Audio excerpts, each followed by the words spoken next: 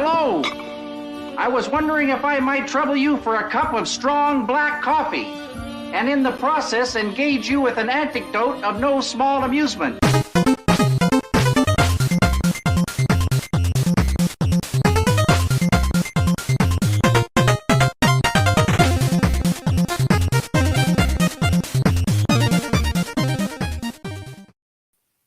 Hello, and welcome to another episode here at Nerdherder. What a bop that intro is. Ain't it? Like one of these days we're going to release the poop cut. Hello there. Yes. Hi. And then another hello there. General patrons and non-patrons. Listen, Star Wars fans, we've got to work on some other intros. No, love you, love everyone. Welcome. Glad to have you for what promises to be a very relaxing and fun night, or at least I hope so. I think we'll have fun. It's just a question of will you? And hopefully so. Yes, John and the Mighty Boop. I am J-Dub. That is Boop. You guys are cute. You have one syllable to yours. It feels I out of do. sync. The Mighty Boop works better. The Mighty Boop. The Mighty Boop. Someone is now on a journey. So we updated our StreamYard. Hence the bright yellow background. Let us know if that's too much. We're gonna hurt your eyes, baby. I'm learning what all comes with this, but I'm so grateful to we are so grateful to our patrons who helped make it happen, where we can do this sort of thing to improve the show. Hence also the lovely little Nerdherder logo, so you don't forget who you're watching. If the low quality didn't give it away, it's Nerdherder Podcast. Ooh, yes. But that's just us. Our guests are amazing. Snow quality like low quality, baby. Snow quality. No, I mentioned last week, and I think it was some divine force-driven thing too, because it was like everything lined up to where we couldn't settle on a topic or whatever. And I was like, you know what? It's going to be my birthday that week. Why don't we just lay back and chill? Like why don't we do that as the gift to me? I don't have to plan an episode technically. And meanwhile, for my birthday, I get to plan several episodes.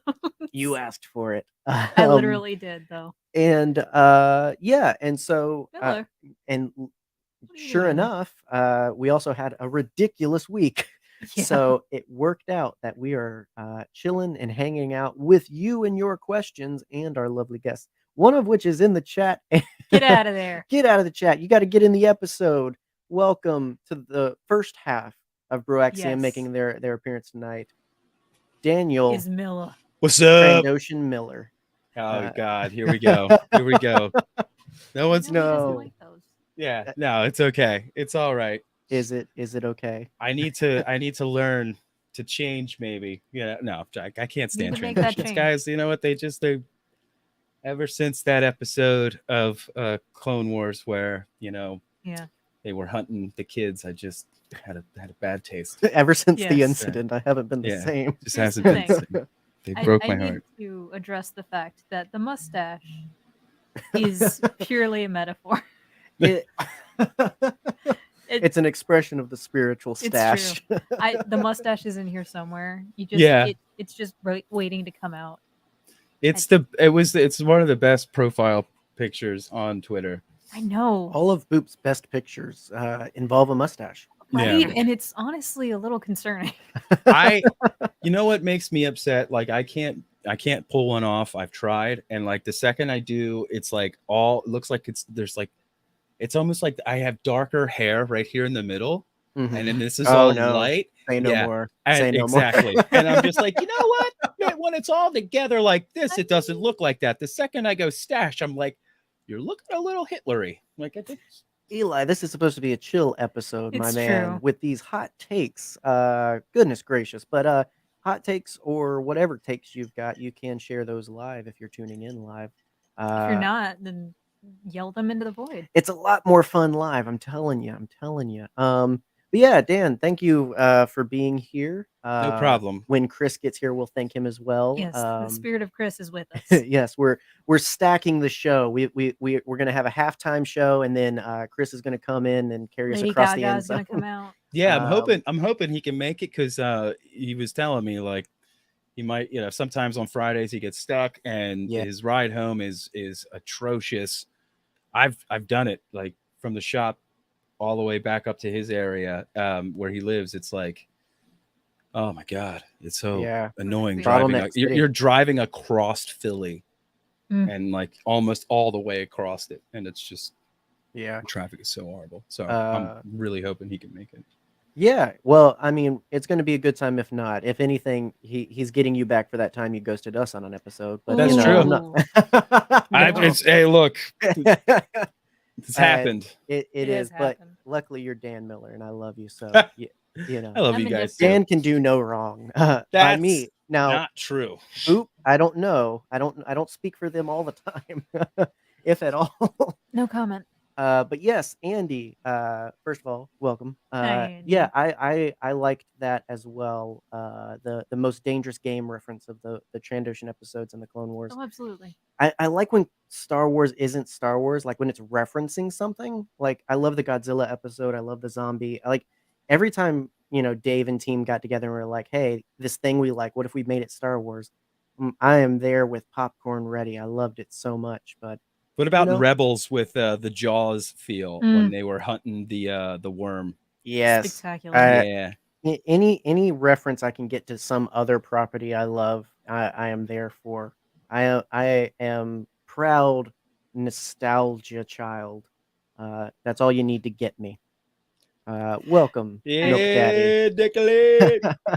And Dan. Yeah. Thanks, guys. Hey, Nick, I actually wanted to show you. You'll be happy to see. Oh, yeah. I have finally my first crack for the Nerdherder of my infinity bottle. This has, I think, around 12 different types of Scotch whiskey in it. And oh, boy. Special occasions. Yeah, right. So it's going to be a great episode, and it will devolve.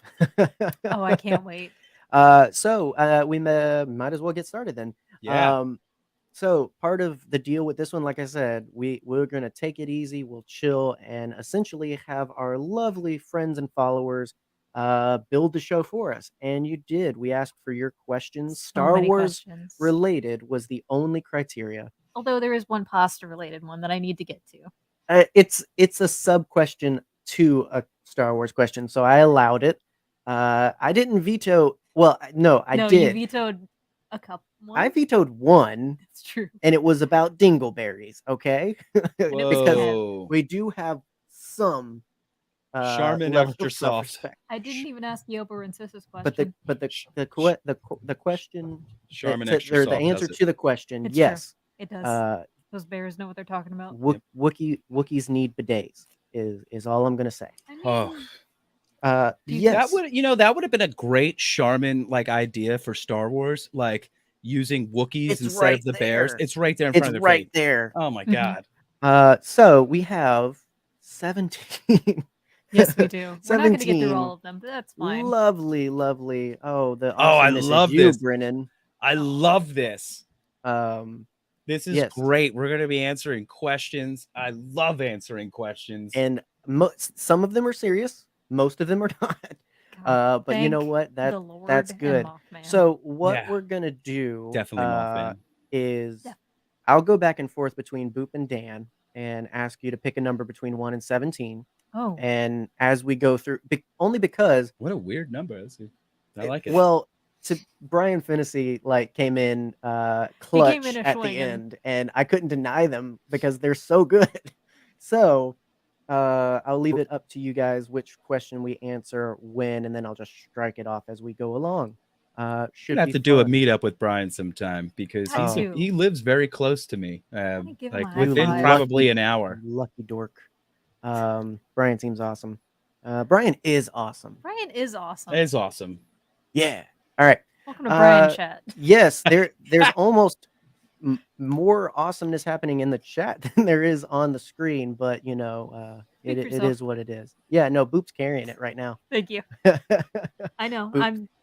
I'm here on this podcast and couch Dan's to lounge like Boop, Dionysus. Boop and Dan's hat are carrying it right now. Thank you. And my Misfit shirt. So I was about to say that, Boop. I was literally like, your Misfit shirt is killing it right now. That cavity? Yep. Yes. Is that No. No, this was Hot Topic. Oh, okay. They did a crossover with Junji Ito, which Mm. if you don't know who Junji Ito is, get off my podcast. No, he's a fantastic manga artist. Yes, if And you like horror, if you like manga, yes, Yeah. and maybe Read. Netflix adaptations. but yeah, and Misfits is one of my favorite bands. So Well, nothing school related punk. to that, but it made me think of it. If you're not already, check out Cavity Colors on Instagram, yes, who does amazing please. merchandise and is the cousin of someone I work with, which is wild. I know, right? Support local business. Well, Yes, small business they're amazing artists. and local. If you love anything we've ever talked about and will talk about, then you'll like what they do. Anyway, Thank you, Brian. Daniel, Yes, sir. pick a number between 1 and 17.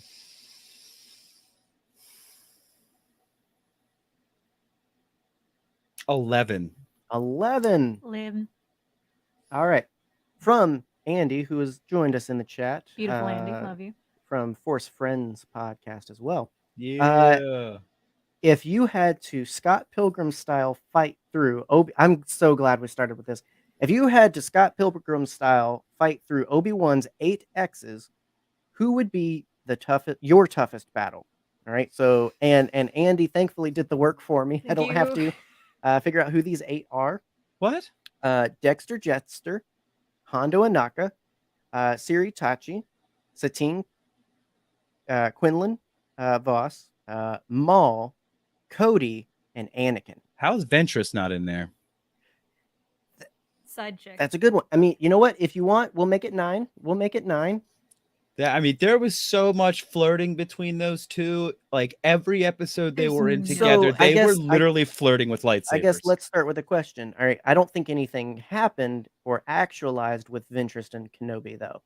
So would you consider that, though, enough to, as they parted ways, consider that an X in an emotional sense? Well, because she ended up dating Quinlan Voss, you know, like it was like she ended up dating his best friend, wheel, you know, third wheel. Yeah. It's like she was dating his best friend to get back at Kenobi and like, you know, to make him jealous is what I always looked at that as. But she definitely tops Quinlan. Yeah. Those grades are good for something. She's probably, you know, most likely because she did have a thing for Quinlan, but I could totally see her. Yeah. I can't deny Quinlan Ventress love. No, That's one of my favorite Dark couples Disciple in Star is Wars. the Dark Disciple, greatest. Amazing book. Everyone go read it. Love to see that like animation. I'm perfectly fine. We'll include Ventress. That's fine. So that's up to 9 then. So of the 9, so Dexter, Hondo, Siri, Satine, Cody, Quinlan, Maul, Anakin, Ventress. I would definitely not take on Ventress. I just needed her to be on the list. Just let's be true. It's true. Yeah, who would be the toughest? She would definitely. She's at the top. Yeah, Anakin. True. She's right there with Anakin. Like, she could handle this. Not coming out right. She was able to take on Obi-Wan and Anakin at the same time, like, and still get away alive without losing any limbs. Ventress was highly underrated. By and large, escaped everything unscathed. Yeah. I always looked at her as like the other side of the coin when it came to Ahsoka.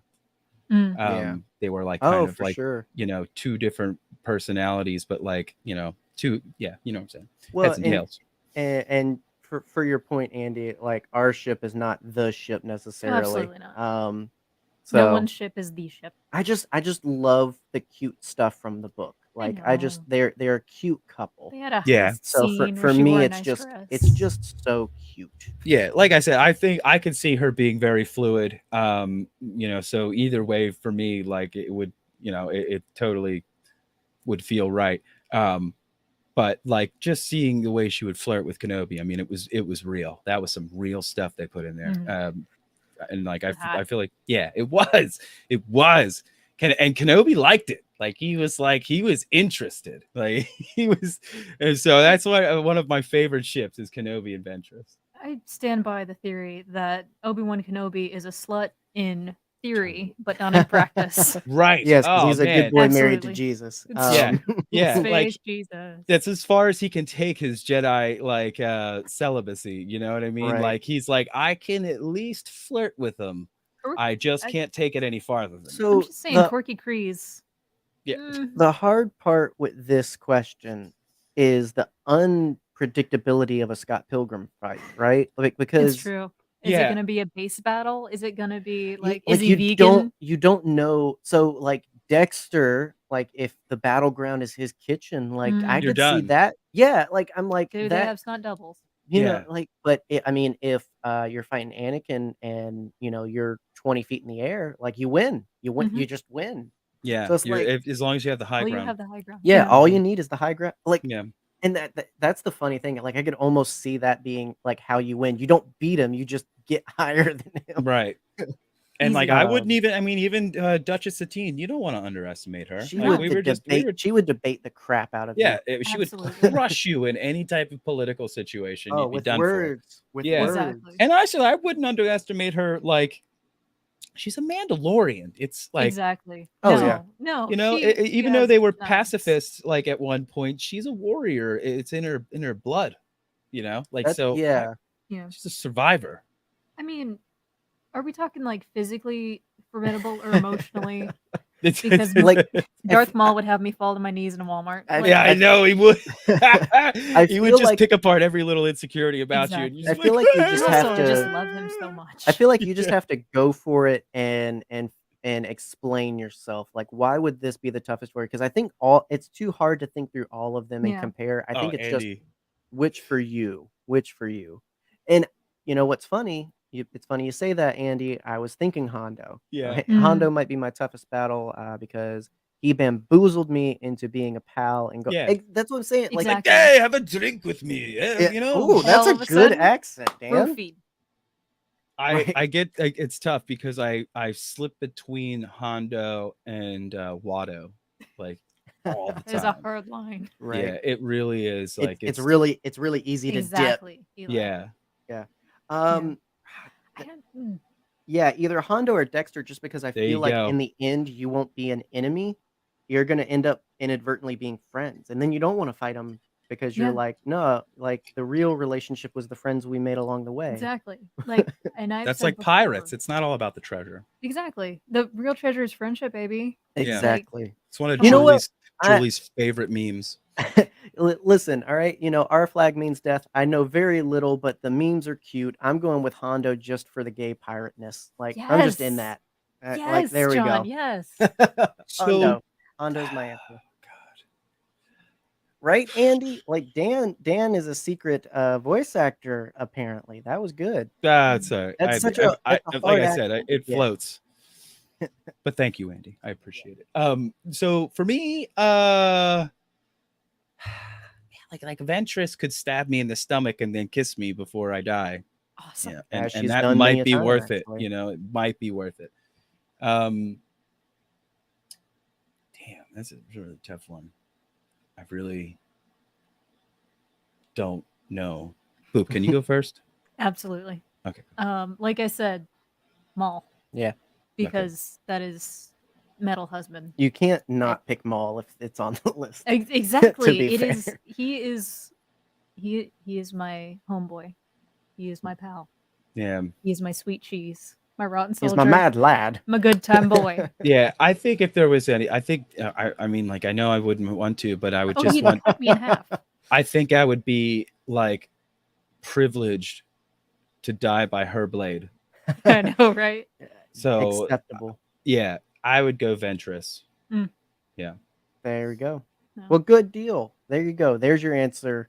Post yours. What of Obi-Wan's 8.5 X's would be your toughest battle? Boop. Yes, dear. Pick 1 through 17, but not 11. That's my number. 6. From our good buddy Kev from Force Losers Podcast. My sweet boy. Oh, such a good boy. What was George Lucas thinking when he made Jar Jar the international smoke show hottie of 1999? I don't know what a smoke show hottie is. I think he was probably thinking. That is a smoke show hottie. Wait, what? Can you repeat the question? Yeah. The question? What was George Lucas thinking when he made Jar Jar the international smoke show hottie of 1999? Smoke show. Absolutely. Like, okay, so Yeah. Jar Jar has this thing, which I've seen many times on the internet. Women are very attracted to, which is very strong neck muscles. Yeah. So, like, apparently people are into that, and I've seen a good, thick jugular. You know, just like gotta get like that corded neck. yeah, It's hot. It's yeah. like You look like it needs to look like forearms. rope is going through, like just like right here and right here, just like. Yeah. Yep. Cool. Like Yeah, a guy who's tall. I think what George was thinking about Jar Jar was that he was going to be the comedic relief of the whole movie. Like he was the, you know, and like the stooge, but like, you know, unpredictable. Yeah. And it's like I love Jar Jar. I've always loved Jar Jar. I can't, like, when the hate came down, I was like, what do you mean? Like, he's funny as shit. I laugh every time that dude's in anything. I love him. Well, I don't get it. But to your point, and to add in Andy's, like they said, like they were everywhere. Jar Jar was everywhere. I think Jar Jar is the original Grogu. It's true. Like I do think that's what. Here's a hot take. Hoped for.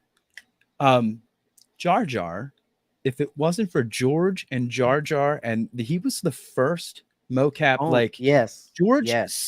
Jar Jar set a precedent for everything that you love when it comes to like Avatar, freaking Lord of the Rings, and anything that Andy Serkis does, anything. Listen, Planet of the Apes, all that stuff. George was the Monkey Man. You sit down to watch an Avatar, and you thank the Lord and Savior George Lucas for the meal before you, because he gave it to you 22, 23 years late, 30 years ago. He envisioned a whole new world of digital effects that like nobody was even thinking about. Yeah. You know, and his money. Well, what a thing to take on. Like we were talking before the show started, like Star Wars has always had something to say. And so George has the thing he wants to say through this story, but then he also literally just wants to advance technology. Like he just wants filmmaking to be better and to reach its full potential. Like it's enough for some people just to make a movie that advances technology or to make a good story, but he wanted to do both. He wanted to really set things forward, and Jar Jar was the tip of that spear, I think. And yes, as Brian put it so eloquently, Jar Jar walked so Gollum could run. And a creepy little gremlin run it was. That's real right. quick. Yes. Dan. Yes, sir. Your mama is so dumb that she thinks Jar Jar comes with pickles. What? This joke so many times. Oh my gosh. He will not stop making this joke. It's the best thing to come out of. And I can't even Star Wars. That is the most dad Star Wars joke on the planet. And the way you said it into the mic too was just. Thank you for entertaining me. Thank Andy, you. No, you were welcome. Yes, Andy. Ahmed deserves everything. Absolutely, dude. That is such a sweet pea of a man. I feel like my love for Jar Jar was rewarded when I was in Chicago, because without having to spend a crazy amount of money, I got to literally run into him on the floor, shake his giant hand, because he's a tall man, and his hand wrapped around mine. He is as tall as Jar Jar, and you have massive hands. Right, that's what I'm saying. You know, it's literally the thing you're known for. Yeah, and it literally wrapped around mine, and I was just like, wow. But he was so kind and so nice, and me and Chris, like it was so cool, and it was only like for a brief moment, but I was just like, man, thank you for being here. It was so great to meet you. And then like, there we go. It was gone. We got Uguay in the chat. Yeah, Master Uguay. Welcome, Master Uguay. Please ascend again. Real quick, back to Andy's point. Yes, George Lucas, amazing. He gave the technology, but Gollum would not be Gollum without Andy.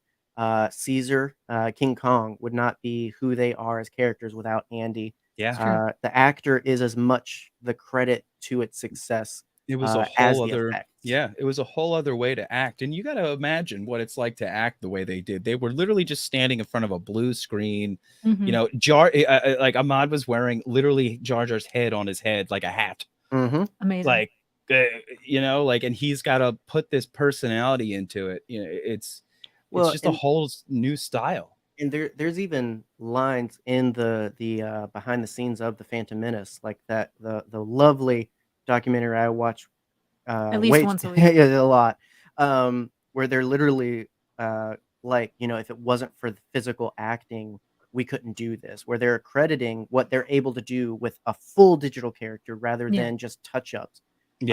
To his acting, like they took everything he did. There's nothing Jar Jar that didn't come from Ahmed, and so and I want to say something. Who just said something about Jake Lloyd? Jeff. Yes. Jake Lloyd. Some of the best child acting I've seen was The Phantom Menace. Oh, absolutely. Like, he was so confident in his like ability. Like, you have to imagine, like, this kid is not actually poking that droid in the face. He's, you know what I mean? Like, there were so many things that he like wasn't actually seeing for real that he made real for everyone else. And just, you know, his ability to, you know, like, he was just such a like a smarter kid at that age. And he did great. Like, he did so good. If anything, if there any reason why anybody were to say he didn't do so well, it was because George isn't the best director. Like, or writer. It's true. Just like there. He knows how to, like, you know, put things together, but his best movies were when he kind of backed off a little bit. Yeah, absolutely. Played to his strengths. The Phantom Menace and Jingle All the Way. Watch them and appreciate a good lad doing a good job. I hate Christmas movies though. Oh my God, Jingle All the Way. It's an Arnold That's movie, right. not a Christmas movie. Love that movie. That's Arnold and Sinbad. Yeah. Oh man, it's so good. I love it. It's turbo time. Yeah, Turbo Man. It's also question time. Daniel, let's go. Number 1 through 17, but not 6 or 11. This is gonna get weird. I probably could have come up with a better system. 16? 16. Yeah, this is fun. I like doing them random. Yeah. Don't think too hard. All right, another one from Andy, our Force friend. And this is like this best shooting the poodoo. Sorry. Yeah. Oh yeah. Would you rather fight 10 Ewok-sized Rancors or 1 Rancor-sized Ewok? What? Yes. So would you rather be gnawed to death or just swallowed whole? Who asked this? Andy. Oh my God, Andy, what is going on inside that brain of yours? Yes. Oh my God. First of all, literally Ewok-sized Rancors, that sounds adorable. Right? Right. Yeah. They're actual puppies. Yeah, they would be like little dogs. Oh, that's so cool. I would say that. I would like, I don't care if I get eaten to death. I want to see a bunch of Ewok-sized Rancors. What a way to go. Yeah. Right. Like, I'd be like, oh, no, I got it. Oh my gosh. It's like the puppy interview gone wrong. But like a Rancor-sized Ewok, I would just be like, oh my God, it's awful. Yes. Is it the one that blinks or the one that doesn't? Oh my God. That would be worse if it didn't blink. God, it'd be like a wet dog, but like so much worse. I would definitely be more fearful of a Rancor-sized Ewok. I like seeing how cute and cuddly Rancors can be. I feel like you make them much smaller. That's manageable. Ewoks are violent and scary creatures. It's like true. They're what we should really be afraid of. And you give them the size and strength of a Rancor, I don't want to wake up to that world. Yeah. So, I mean, kudos to Filoni for making Rancors lovable creatures. It's true. Oh yeah. Kudos to Filoni in general for a lot of things. Yeah. I met him Here's once. to you, Dave. Even though Chris Swift. Oh. God. The day I respect a single thing that Chris Swift says, the I day I die. I've never heard such hatred come out of somebody's mouth about Dave Filoni. That man, he's weird and twisted. I adore him though. Still love him. Yeah. Also, Gabriella is 100% not as good of a character as Sharpay. I am just saying that out loud for all of the High School Musical fans out there. Oh, I was gonna say, I Whoa. don't know who these people are. Okay, look. Fighting Sharpay words. is Now not the it's villain. Fight School Musical. Yes, Brian. Ewok-sized rancors remind me of those little demons from the gate. Yes. Yes. Good reference there, too. Very good reference. Boop, do you pick your poison? I don't know. Do I want to be gnawed to death? I feel like that Probably. happens Either way, you're gonna die. Yeah. Well, like, yeah. am I going to be gently gummed by the back teeth or the non-existent back teeth of an Ewok? Which I don't know, man. I feel like I could survive for a couple minutes inside of an Ewok stomach. But yeah, Ewok-sized rancors. All right. I mean, fair. Holy shit. Puppy interview gone wrong. Exactly. Yeah. Boop. Yeah. Oh yeah. That's right. 1 to 17, but not 16, 11, or 6. 4. Faw. 4. From the lovely Alden of Octo Radio. The bastard with an interview with Ryan Johnson. No, I love that man. I'm still incredibly. I'll be over that. one of the first to watch. It had to happen to the professional interviewer. I love how Alden approaches guests, and so Ryan is in good hands. Yes. So Alden asks, which ship does slaps the hardest, and why is it the Naboo N1 Starfighter? You got so clearly they have a preference, and I feel like I was put in a box here. A little bit of a box. Here's the thing. I can definitely appreciate the N1. I literally I claimed it on Twitter recently that it is the Y-wing of the prequel trilogy. One of the greatest. Yes. The Y-wing throne over here. I wonder which one you're gonna pick. I don't know. Quarry's B1 is so that is a good ship. Here's a thing to help us quantify. So he's just saying which ship slaps the hardest. That could mean anything. That doesn't necessarily mean the best performance, the most powerful or fastest, or any of those things. It's just preference. So what starfighter for you in Star Wars is the GOAT, the greatest of all time? I was about to. I thought you were going to steal mine and say the Ghost, because that's my ship.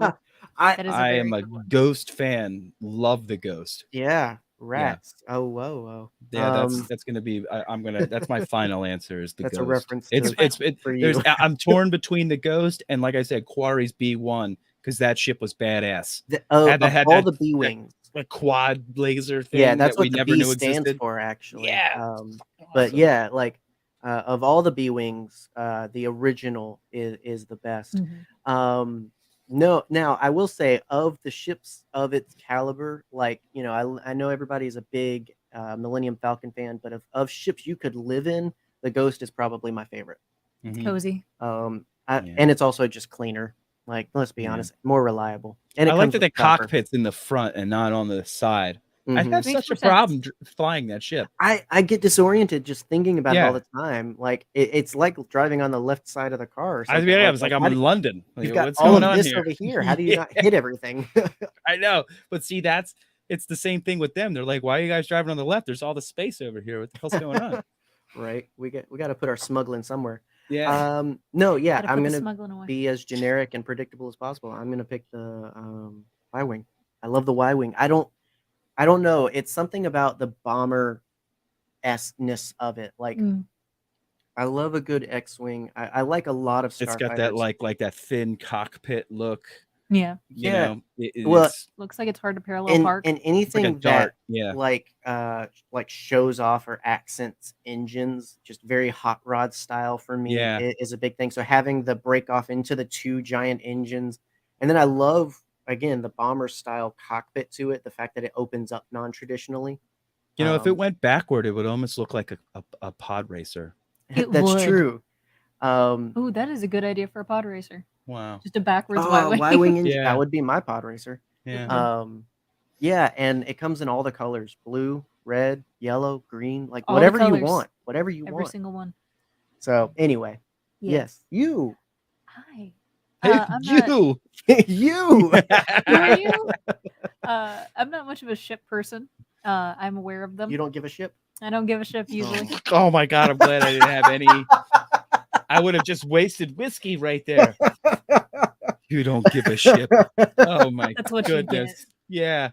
Yeah. You can never take a sip around us, Daniel. That's awesome.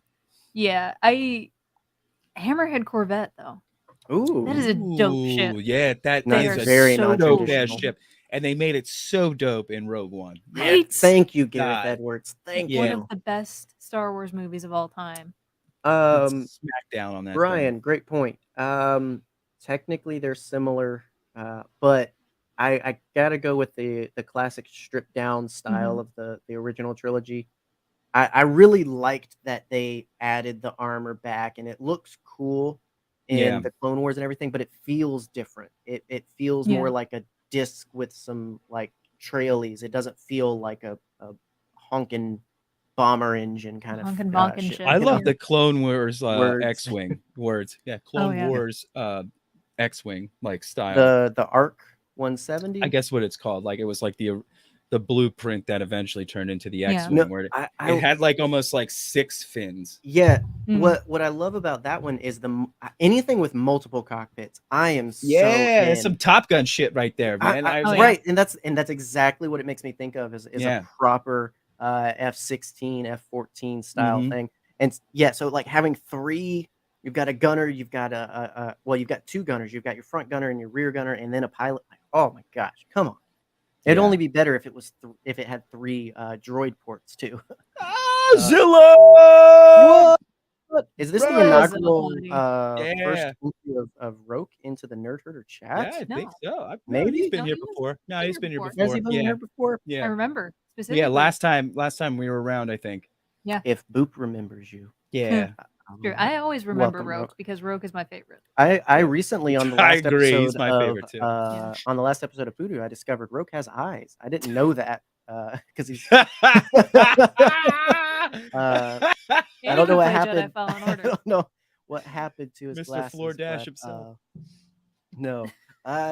So yes, Hammerhead Corvette. Hammerhead Corvette. Now, if we were going to include bigger ships, I have to go with the Consular's class ship. I was geeking out with Eli a couple weeks ago about it. You talked to Eli? Episode. See, that's when the thing. he was on the show. Oh. That's why this question's tough because there's so many classifications of ship. Like you've got freighters, you've got your starfighters, you've got your like galaxy, like your big. And I always have to quantify to be able to pick something. Right. And technically, Alden just said ship, but I'm thinking, what am I really going to use? I'm a big fan of Vader's ship, the Executor.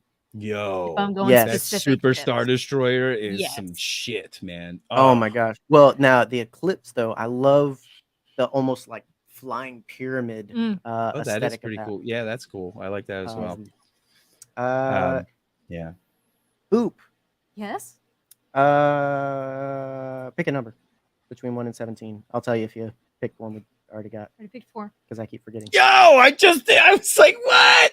That's what's up. We're on the same page. Boop. All right. You are. It's a nightmare. Yeah, it is. I'm gonna pick 17. Did you pick 4? You did say 4. You said 4. Yes, I did say 4. Yeah, but she wanted to change it because we were both thinking the same. Wait, no, but your question was 4, Dan? I thought we both chose 4. I think I picked 3. And then she chose 17. What? I don't know. We'll fix it later. We'll fix it 17. later. We'll fix it in pre. If you can't, free. If you, there had to be a smarter way to do this, but I did not do that. So that was a joke for me and me alone. 17. Another one from our lovely friend Andy. Beautiful. Oh, great! Here we go. Here you go, Boop. This one is perfect. Okay. Thoughts on eating pasta for breakfast, specifically not as leftovers, but waking up and making a big bowl of pasta with all the fixins. Here's what quantified this one. What Star Wars character do you think would eat breakfast pasta, and which do you think are traumatized by it? All right, buckle up. Buckle up, boys. What the hell? So, okay. No. Let's start with breakfast pasta. These are great. It's great questions. I was off the other day. I just had a whole day to myself. Didn't have to worry about anything. And so I woke up at like 8:30, 9-ish, and I was like, dang, I'm hungry. And so I went into the kitchen and I was like, I want some pasta. And so I made myself like the arrabbiata sauce. I did noodles and I did zucchini. The what sauce? Arrabbiata. Spicy boy. Okay. I And love spicy sauce. that was my breakfast. Yo, Dan, Boop could throw down on some sauce. Like, It's true. I am proud of my saucing. Man, I need to learn more sauce techniques. But you. would macaroni and cheese count? I say yes. This is a pasta. Macaroni. Yeah, absolutely. Well, I mean, so pasta with all the fixings. I think that's whatever the fixings like. Not pasta and butter. Like no. You need like it's a dish. It's like a sauce. Then I'd be down with a mac and cheese with fried cut up fried spam. Oh man. Now, here's something amazing. I'm really into. The idea of got to execute it to know the idea. Literal breakfast pasta. Mm-hmm. So like scrambled eggs, sausage, instead of like sauce, like doing maple syrup or something like that. Oh my god, that's weird. Okay, you could do your own sauce. Okay, we're talking about breakfast pasta. Don't judge. No. Instead of you could use like a gravy, like a. I wonder what noodles with like the sausage and gravy sauce would be like. Now, okay, see, but. Here's the thing. I'm just presenting the idea of literal breakfast pasta. So like I'm a big fan of taking things and using breakfast ingredients to make it breakfast. I can also get down with the idea of like any kind of the pastas you make in the morning. Listen, baby, pasta is an all-day food. The thing to understand and accept about me is if you put food in front of me, I will eat. I know. So like, and I love that about you. Like it's weird because like I would almost think like, damn, I wish lo mein was considered pasta because I would house like some lo mein in the morning. It's pasta is flour. It's a noodle, definitely a nude. I love that. It's a nude. Love that. It's a nude. Everything's mac and cheese. But is it like flour and water and eggs nude, or is it rice? So so it might not be a pasta, but I think it's a nude that you could definitely use. Like I think it's a usable nude. Definitely has all the carbs. Yeah. Right. Yes. Yeah. And sorry. Go ahead. I am gluten free, so they are gluten free nudes. I am gluten free. Yeah, I can honestly say I don't know how America. I don't know what consists of lo mein noodles. I don't know what they're made out of. I thought it was a rice. We'll get an expert on the show. Yeah. So, but I know that pasta is egg and flour and water. Mm-hmm. Yeah, I mean, you could probably do a breakfast lo mein. Yeah. So Andy does have a point because mac and cheese is its own dish. True. Would you eat some Alfredo for breakfast though? I get it. This is the whole is a hot dog a sandwich question. This can get ugly. So, but a hot dog is not a sandwich. We've established we are all game and ham for some breakfast pasta. Yes. One way or another. Yeah, we might all make something different. Yeah. Dan's gonna be mac and cheese. I'm gonna have maple syrup sausage pasta. You're gonna have literal pasta. Just straight up pasta, baby. We're all there. Who from the Star Wars universe is dining with us then? The thing is, I have just who's that image in my mind Han.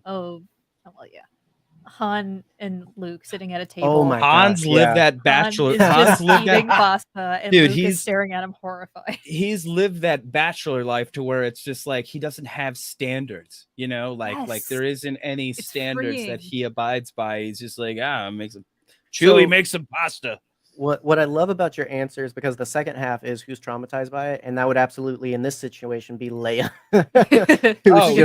Face of disgust. Well, yeah, because she was so trained to live that breakfast, lunch, dinner. This is what we have for breakfast. This is what we have for lunch and dinner. Yeah, she was raised in that Leia fashion. Structure into his life. Yeah, Andy, I'm on your team. Don't judge me, okay? I'm game for breakfast pasta one way or the other. Here's the thing, Andy is not game for breakfast pasta. This is a whole debacle. Wait, what? Yeah. No.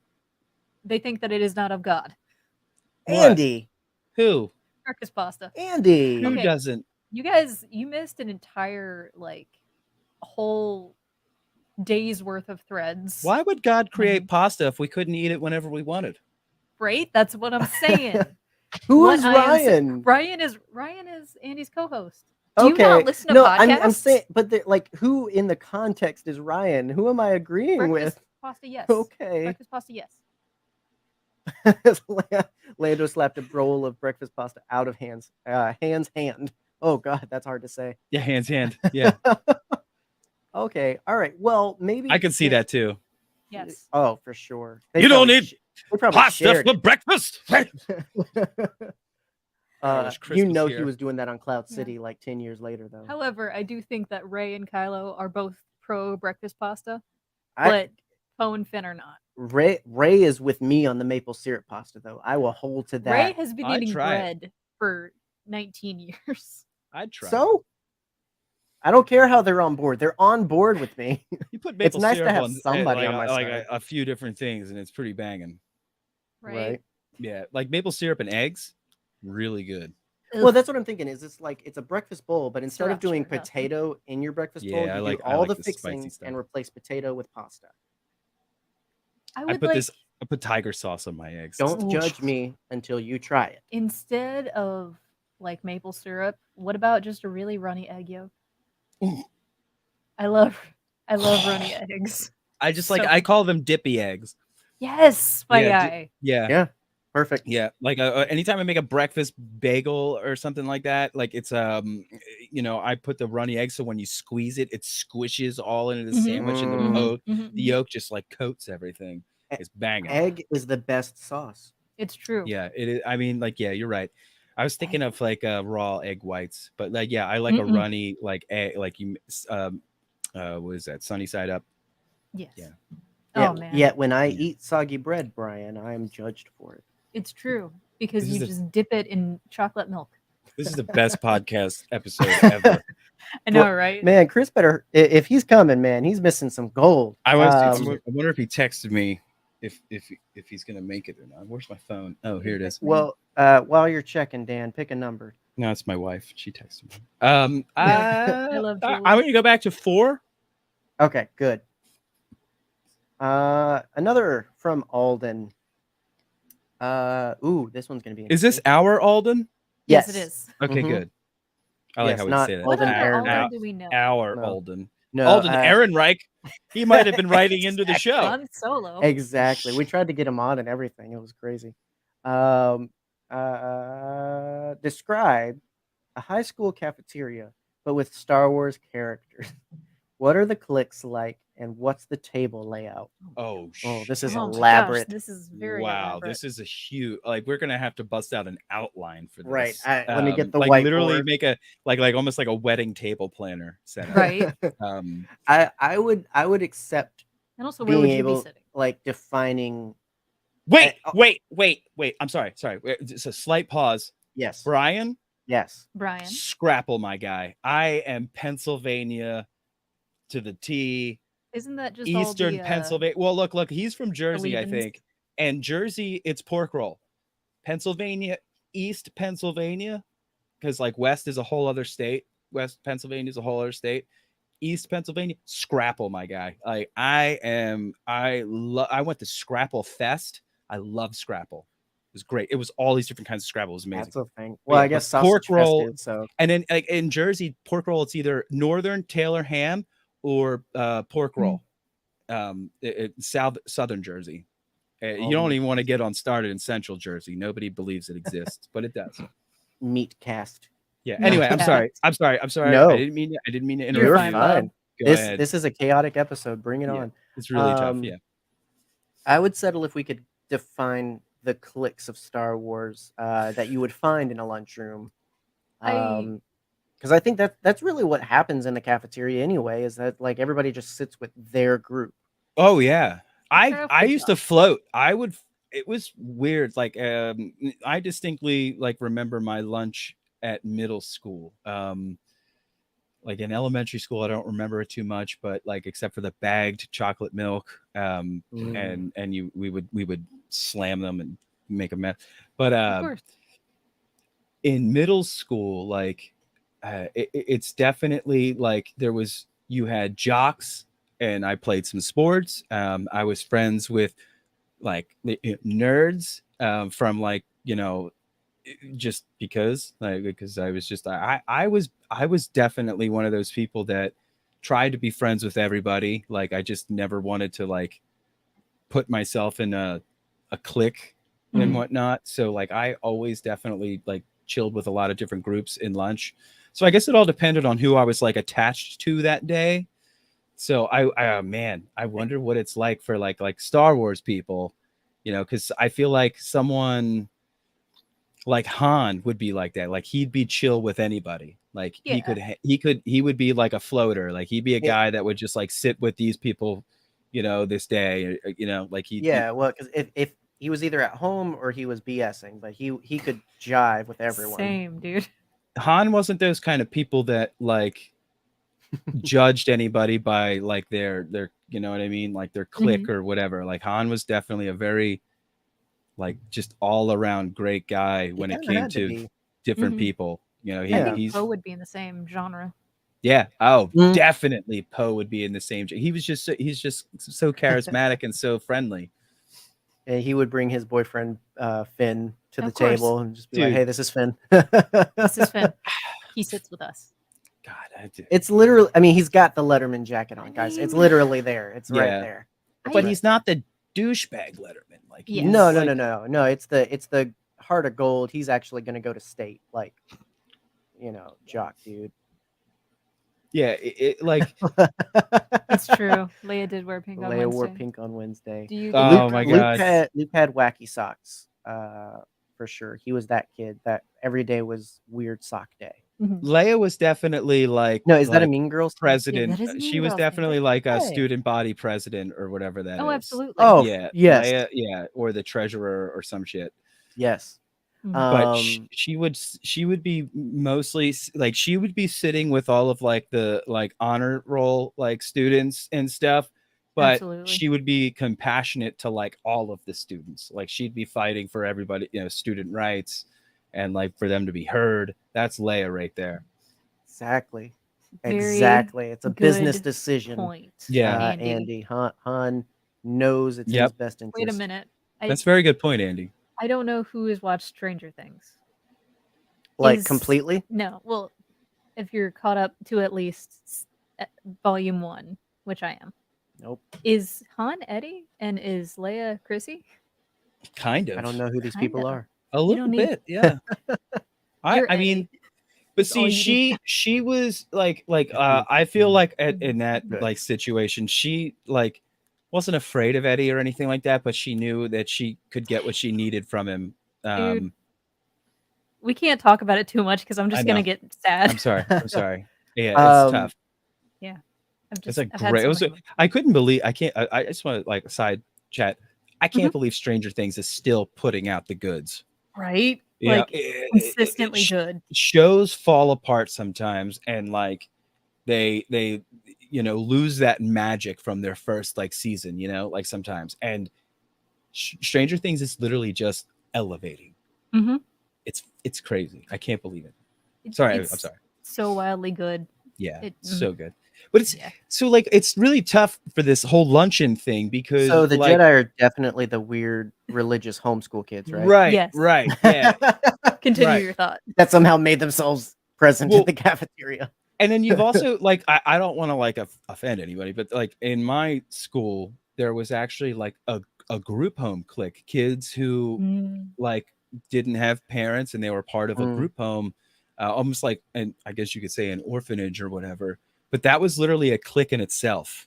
Yeah. Like and Han would actually, I feel like Han would be part of that because Han grew up without parents, mostly. So like there's definitely like, there could be that clique, like the orphan clique who, didn't really have parents and stuff like that. Like might have been in some like childcare, like state run group home. Luke's definitely there. Luke is there. Rey is there. Luke is there. Yeah. Yep. Finn is there. Obi-Wan would technically be there. Technically. like after Kenobi, with getting a little bit of that, like I remember some of my family and everything. Like I think there was a little bit more of that. I kind of wish I had a family thing to him, or maybe in the time that he's had to dwell on that without the order distracting him. Doesn't that like break your heart? Oh, absolutely. Doesn't that like absolutely shatter your heart? Like that you didn't like, you know, that he never had that experience. Like it's crazy, that warmth. That oh man, it blows my mind every time I try to think about it. And that's what I said. Like I think by like he felt at home in the home he knew, but I think having that taken away made him think about what home could be and should be, and maybe that made him consider more. Yeah. And that's what I was like. He's now a sad orphan boy in my point of view. But Qui-Gon treated him as a father. Like absolutely. Brian, what's it cured of? Anyway, I hate you. I feel like we could so much beat a lot out of this one. Vegemite. I mean, Vegemite. Oh my gosh, Matt, I'm sorry. We have a very obvious answer here. I don't know if anybody can tell, but I sat with the emo and scene kids at lunch all the time, and that was kind of my group of people. Kylo Ren would be at my table. Oh yeah. Heartbeat. I think Anakin would be like floating between the jocks and the emo kids. Personally, I feel like Kylo Ren and Poe would be rivals. Big time. Oh, that's an interaction I would love to see. I still hang on the belief. Still hang on the belief that Kylo was also jealous of Poe. Oh, absolutely. And they were in flight school together. Like because they both are excellent pilots, and he was, you know, part of the, you know, he was a, you know, like part of the family. He wasn't dark all the time. So when he was with the family and learning, you know, how to be a Jedi and stuff, I think him and Poe definitely had like they were like kind of like rivals in, you know, some sort of maybe flight academy stuff. Well, but Leia was definitely very maternal to Poe as well too. Yeah. Yes. There could be some of that. Well, we know there was a big connection between Luke and Poe's parents, like in the one comic book series. Andy agrees. Poe's mom helped Luke get the one of the force trees that grew over Poe's house. Yeah. Little force tree baby. I'm assuming that this is in a book of some kind. It's a comic book. I can give you the Charles episodes. Soule. Yes, please. Well, the issues. Yeah. Poe Dameron. I have issues, a fantastic series. like the thing that made me fall in love with Poe actually was that comic series. Really? It's a great comic series. Well, because it was series, but there was a whole other series with Shattered Empire. That series is when you find out about Poe's parents. Ah, okay. Yes. Gotcha. All good stuff. Only I could read. Read. Darn you. It's good stuff, man. Me and Chris always say. Read. Yes.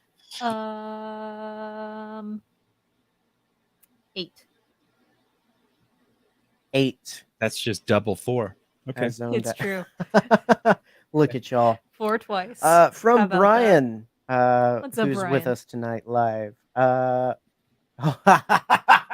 Yes. Uh-oh. I don't like that All laugh. right. Yeah, I hate like that Chris isn't here for this one. Oh, no. All right. It's about Michael Bay. Michael Bay. I knew it. God, that's how you know. And I know this man. Oh my gosh. It's one of my best friends. Oh God. Yeah. Michael Bay is given an opportunity to direct a Star Wars. The film opens on the planet Trandosha.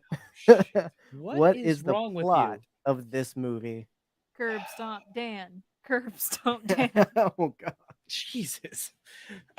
So Michael Bay and Trandoshans on Trandosha. Now, keep in mind that there needs to be a military plot. Just because it's Michael Bay.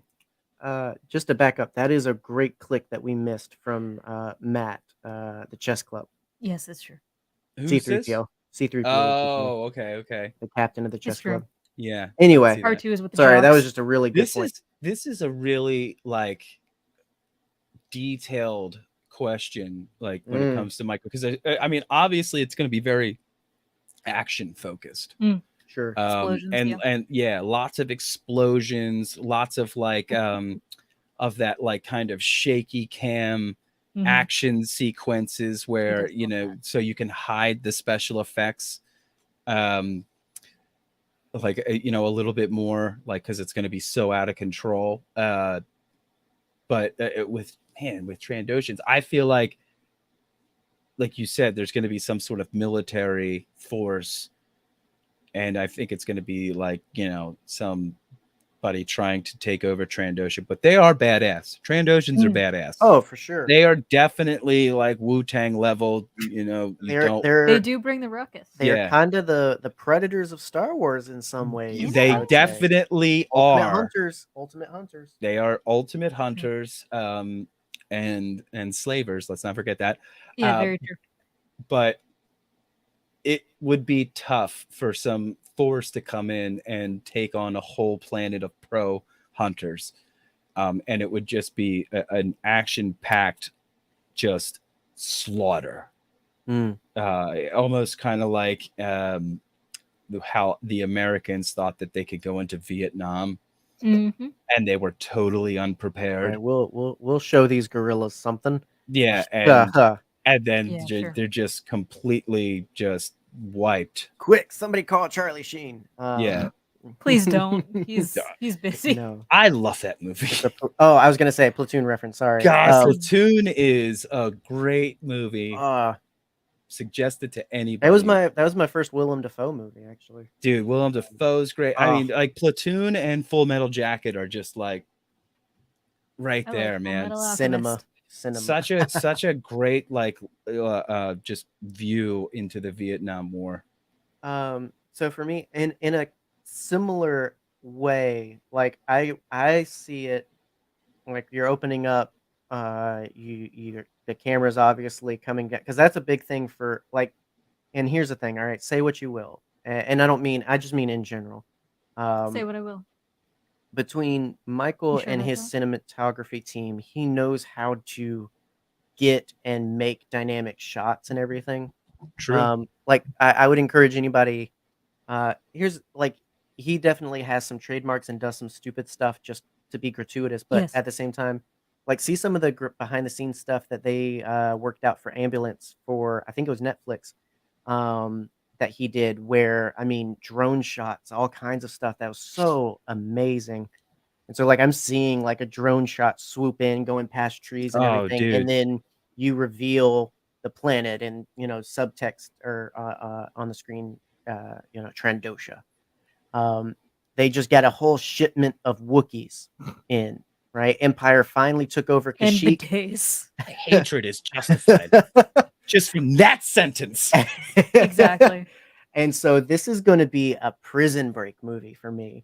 Like, I see that, like, I do love a heist. There is going to be a little bit of a rebellion started, but the goal is we've got to get off planet. We've got to get away and get free. So like The Great Escape.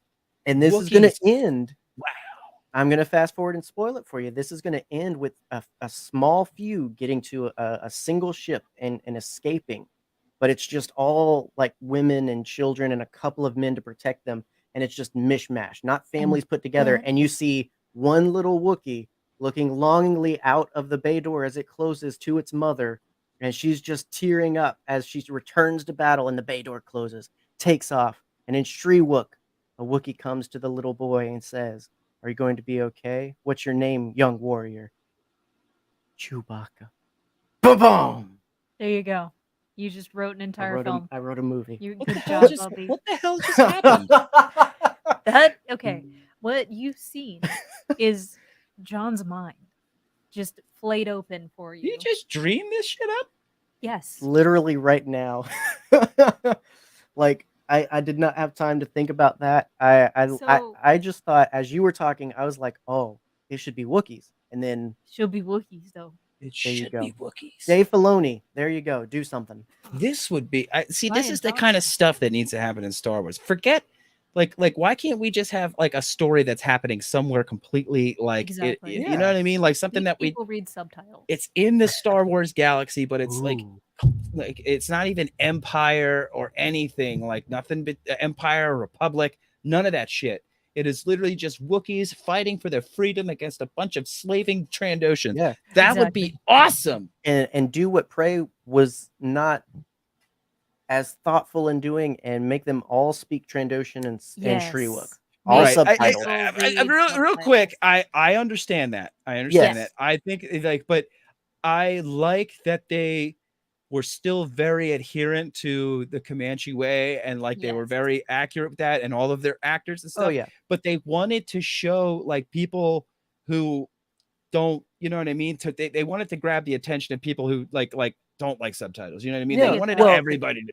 It's a Predator movie. Like, you're playing to your audience. They're not going to read. I get it. Well, no, for real. Like, and like, it's just, I feel like they sacrificed something just to get more eyes onto this film without having to make it like, oh man, they speak this whole other language, and like you got to read these subtitles. Like, well, and and that's the thing is I get the choice they made, and I was initially compromised with, all right, but you're doing a dub, like you're doing an actual Comanche dub. I heard that it's not that great, which sucks. They should have gave it more. It just, if it's like, here's the thing, I grew up on Godzilla movies. It feels like that, but that's not necessarily a compliment that it should be.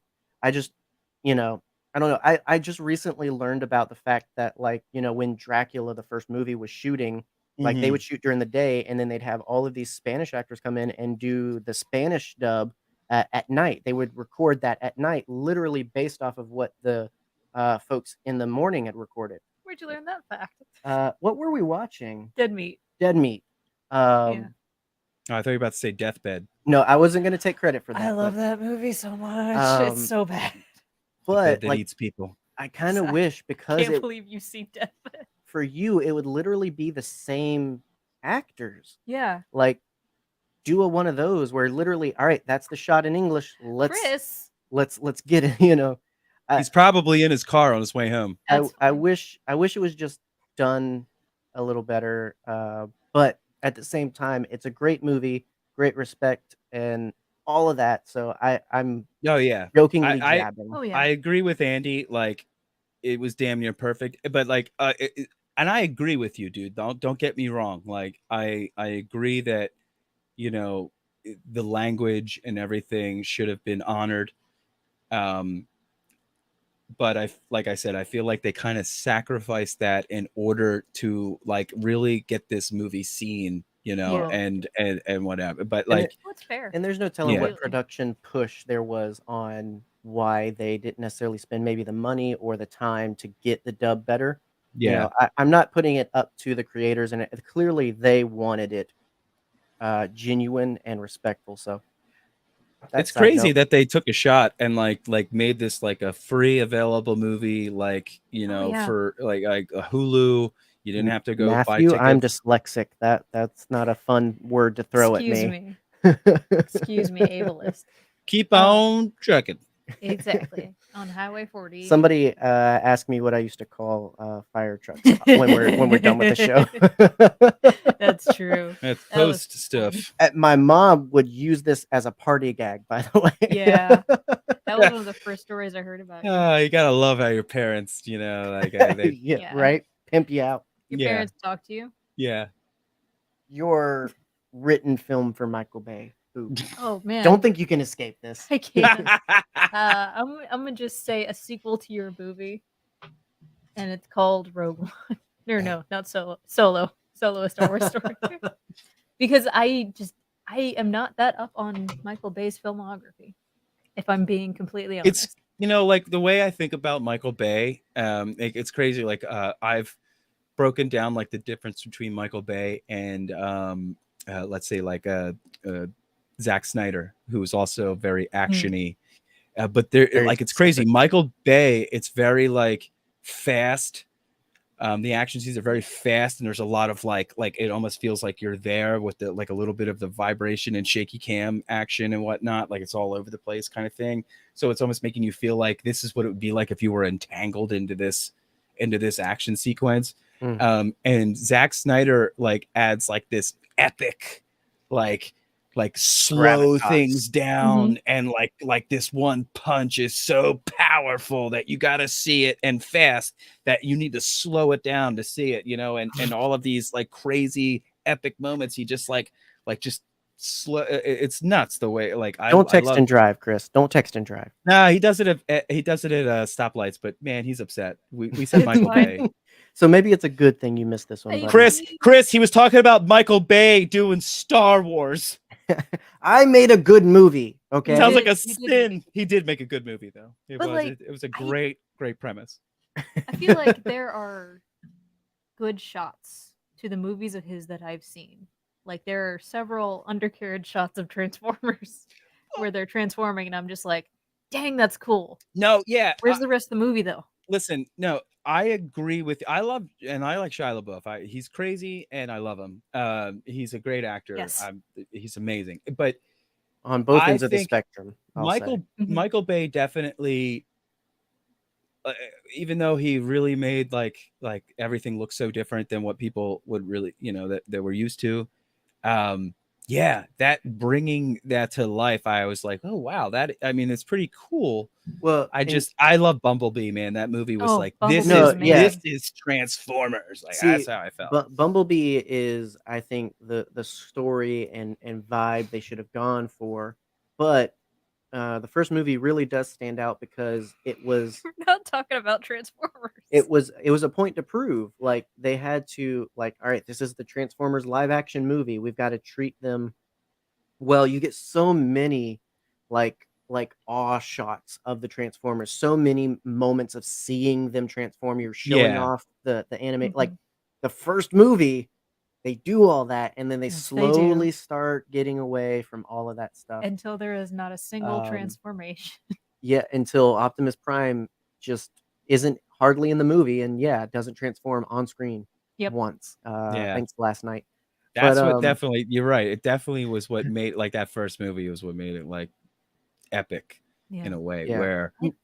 That just he's a police car, and then all of a sudden he's got a cannon arm, and he turned into this giant metal monster. Yeah, they're special to me, especially the first one. You're very special. But that's the thing is it's just like Transformers has a lot of modern Bay stuff. The Rock is a great one too, where you don't see some of that same things that you would equate to Michael Bay's directing, but it does. Once you realize who did it, you like the car chase scene, the shots with the military and the planes flying over and everything. That's so Bay. That's so Bay. That's so Bay. But I think he has it in him. He's one of those where the right story and the right motivation, he can make something agreeably good. I did not know that he did The Rock. Oh wow! Yes, and Bad Boys. Oh, all right. You know what, dude? This is one of my favorite movies. Armageddon. Yeah, fantastic. Armageddon is really where you see him start to become modern Bay. Like that's where a lot of his stuff. Like that's the movie that got him a lot of gigs. That's what got him Transformers. Transformers got him Teenage Mutant Ninja Turtles. Got Milk. Got him everything else. Mystery Men. Got Milk. Mystery Men. Wait a minute. That was Michael Bay. That was early Michael Bay. Okay, I'm on board now. Listen, and it's all about how controlled he is and the material he's given. He will execute a visual extravaganza based on the foundation you give him. Dude, right? All of the shots of the bowling ball going around the room. Okay, I'm on board. So wait, Michael Bay did Bumblebee? He produced. He produced. Okay. He produced. Andy, he just threw money at it. You're still in good hands because we love both of those as well. Yes, we do. Yeah, that's the thing. Michael Bay's name is going to forever be on Transformers live action movies because he's always going to throw money at it because he gets more money back than he puts in. Yeah, it's true. He just doesn't want to make investor. them anymore. Yeah. Fair. I'm fine with that. Bumblebee was incredible. I didn't know he was a Purge guy either. I hope that Rise of Beasts lives up to it next year, so we'll see. Welcome to I'm seeing right here Michael Bay's IMDb page. Yeah, he's literally done a lot of Purge stuff. I don't like the Purge. Me neither, but I just I just was interested in what all the stuff that he's done, and I forgot. I remember Armageddon is definitely one of my favorite movies. Michael Bay. Armageddon out of here. Yeah, Armageddon. Stop it. Daniel. All right, let's move. Yes, pick me a number, boy. 2. Boy. Been playing a lot of God of War. Love God of War. Sony's been running a lot of ads on YouTube lately, so I've been seeing that, and I just go around the house saying Kratos things. Meanwhile, I will respond with the old man from Phantasm. Which that the gods game, is selfish boy. That game is amazing. Daddy Simulator. My gosh, Andy, you're everywhere. Mall, hot or not? Hot. Do not even get me started. My wee baby ears. Ow. I'm sorry. No, you're not. But hot. I will, yes, get him. Let's just examine specimen A here. Look at that. Yes. Right. Look at that build. This guy is nothing but straight corded muscle. How many? Remember, you got headphones on. Look at him. Yeah, look at him. Hot. That is certified hotness right certified hotness. Who else has gotten shirtless Black Series figures made of them? Huh? Bad boy hotness right here. That's what that is. Bad boy hotness. Bad boy hotness. And it's not just, the hotness, the physical. He's villain it's that hot emotional too. trauma. Yeah, he's definitely villain hot. Yeah, he does. And listen, he comes equipped with Hot Topic colors. It's true. He could be your scene boyfriend that raw XDs at people. But he's he was from what's it called when women rule? Matriarchy. Matriarchy. Yeah, he's from he's from a matriarchy society where he was definitely almost a slave to a powerful woman race and powerful women. And it just that's where a lot of his trauma came from. You're spelling out something for somebody. Entire backstory is basically a reverse harem book. Yeah. Escape the Harem. Mall. A story. I read it. Yeah, definitive hotness. Yeah, I don't know what. Yeah, he's definitely hot all over the board. Even with metal legs and everything. I mean, yes. Here's the thing: do you take the legs off when you cuddle? Do you take? Yes. Do you disassemble before bedtime so that he could be a weighted pillow? Yes. Yeah. Yeah, the ultimate body pillow. It's true. Well, that way he won't have restless leg syndrome. Oh, right. No, he's just got ghost legs. Bam. That's a good one. Oop. Yes, dear. That was a good and quick one. No, it's an easy answer. 7. 7. Have we done a 7? No. From one of our patrons, even Nicholas, the backyard TARDIS himself. A serious one. Finally. Dang. Here we go. I don't have emotions. Whoa. They've all been pretty serious. I know, right? I've taken them all seriously. That's for sure. Me too. What yet unrevealed character would you most like to see show up in Andor? Someone from the cartoons, comics, video games, or even Legends? Embo. Okay. I want to see Embo, just in live action in general. That's just your agenda now. My agenda is Embo, as well as my gender. My agenda. Dr. Chelly Afra. Ooh. That would be a good one. That would be. She was very active around the time of this season 1. We need live action Afra so bad. She's one of the most popular characters that has come out of the comic book era. Everyone knows who she is. We need Afra. And she would fit perfectly in that timeline. Yes, she would. Perfectly. I just need her to run around and be gay and chaotic. Yeah, and yeah, Gay and do exactly. crime. Oh my Yes. god, Gay yes. and do crime. Yeah, gay and do and crime, and also have her crime droids. Yes. The best. If we crime got droid. a 000, I'd die. Oh, absolutely. Oh man, I would die. Tawani. Especially, or even a Tolvan. Like if we saw her I in feel like like that'd be the a package deal. in That'd the be good. Imperial, like a little Ooh, Tolvan cameo. Yeah, that's good. Man. I'm with Andy on Callus, but I want the original actor. Like I I love don't Callus. care about how you want to explain that or what, but he is Callus. So, like, I totally turned a leaf for Callus in the Enemy Mine episode.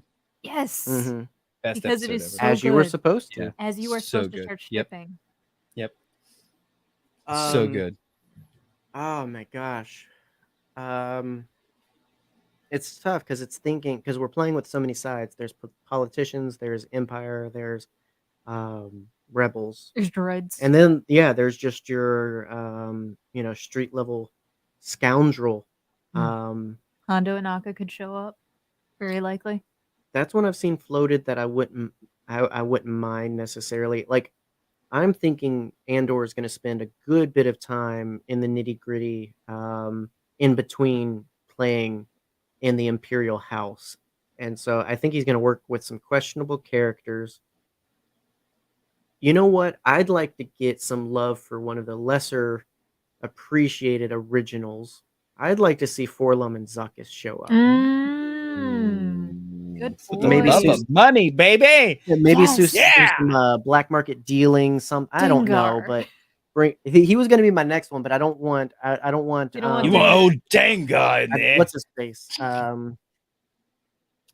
Oh my gosh, Aussie Benji, Miss Australian Peg. Simon Pegg. I don't want Simon Pegg in my Star Wars Why? anymore. Oh, He's kind of He's a cruddy with some prequel of his hater. like opinions Oh, on. well, yeah. Like, He's a prequel hater. He's pre-gatekeepy Star Wars fandom. He's definitely pre-gatekeepy. Which is so weird because he lives in a reboot like now. Right. Like here's the thing. I think he's generally fine. He can exist elsewhere, but I don't want him in the thing that he heavily criticizes and gatekeeps. Fair. Yeah. That's all. Completely fair. And if that's not his opinion, Him and Patton great. Oswalt, both of them. But Both of 'em. that's what he has presented in many a quote and opinion. So anyway, Anyone that hates an entire trilogy of Star Wars can F right if they off. want to recast Out. that though, I'm more than Ye- game. Yeah. You both just did the same Dyad. Every now and then we sync up. You guys just perfectly. There he is. The He's mythical here. Chris has arrived. What's up, Oh, buddy? Christopher Michael Bay Ryans. that's my boy. He's got headphones in. He does. He's like, Can you hear me? Yeah. Hey, we hear Yeah, you. bub. I can't hear you. Give me a sec. Let me back out. I'll be right back. Check Okay. the settings. You get that fixed. There you go. Yeah. Yes. If they could Did it at the same recast- time again. You talk. Okay. Yeah, I yes. drink. You talk. I drink. Forlom Yes. and Zuckuss. Absolutely. Freaking absolutely. Because I want more of Zuckuss. Just in Yeah, I general. love that. Because I I would love Zuckuss. You see what A lot. Boba Fett did to Yeah. them? He just tossed his head over something. Guys, know, read it's so read sad. War of the Bounty Hunters, guys. That's all I gotta say. I Great want series. to acknowledge that though. But I want the funky little wizard man. He's like, it's not my canon. Nope. It's Well, not. and my thing is like they did a model of like Forlum, like in reference with Kenobi. So it's like you've built out, you've made this appearance. Yes. You're one step closer to Forlum, and you've got to do Zuckuss if you're going to do that. So You gotta do Zuckuss. Like, oh man, I love Zuckuss. yeah, that'd be my guess because I love bounty hunters and scoundrels and all that, and they just don't get enough love in And my Imbo. opinion. And Imbo, yes. Big hat. My thing is I do want to see Yo. Imbo in live action hat. somewhere. Good I for call. sure. Big love hat. that. You are so correct. That oh my god, I would love to see that. Yeah. Chris, throw me a gang sign or shoot me a message when you're good. If you can hear this. Yeah. Okay. Yeah. Oh, it will be a party, Andy. once Chris is on board. And luckily, we've got about 85 more questions. Yeah, we've got enough. We've got enough left for Chris to be included. Where are we at now? So we've got 1, 5, 9, 10, 12, 13, 14, 15. 15. I picked 15. 15. All right. Halfway serious. We might have to look up some help for this one for an actual answer, but I'd like to see what our nerd level knowledge is at. Just hands off. So our friend Michael Hansen asked, "What does how does Bacta work?" I've seen it ingested, topical, and probably inhaled. But what about the Bacta tank? Yeah, they had an oxygen mask on. I wonder if. Go ahead. No, I was gonna say I was very surprised by any of the other ones because I've only ever seen the tank. Like, I wonder if there's Bacta spray. Yeah, but I feel like it's like a topical thing that it soaks into your skin and immediately it goes into your, like, it works with your bloodstream kind of thing, because like in the tank it's you're suspended in it, and when you're like in water soaks into your skin, and that's why you get like, you know, like your hands get all. Did you actually know that is actually so you have more grip underwater when they get pruned up, your hands and stuff, when it's soaked in water? It's so that you can grip things better in water, actually. I don't often grip things in water, so I don't know, but that's what I read. But anyway, I feel like Bacta, like what it does is it soaks in through your skin, like even the mist spray. It just like instantly activates with your body. Like when the second it touches your skin, it's like it instantly goes right into your skin, into your bloodstream, and starts acting very quickly. It's like the Eucerin of the Star Wars universe. So when you go to Wikipedia, if you were to look this up with me, shout out. The first quote as you enter this realm of knowledge is, "Can you get rid of hangovers by dunking yourself in a Bacta tank?" Oh, hell yeah. That is hell yeah. Thanks, Thane Kyrell.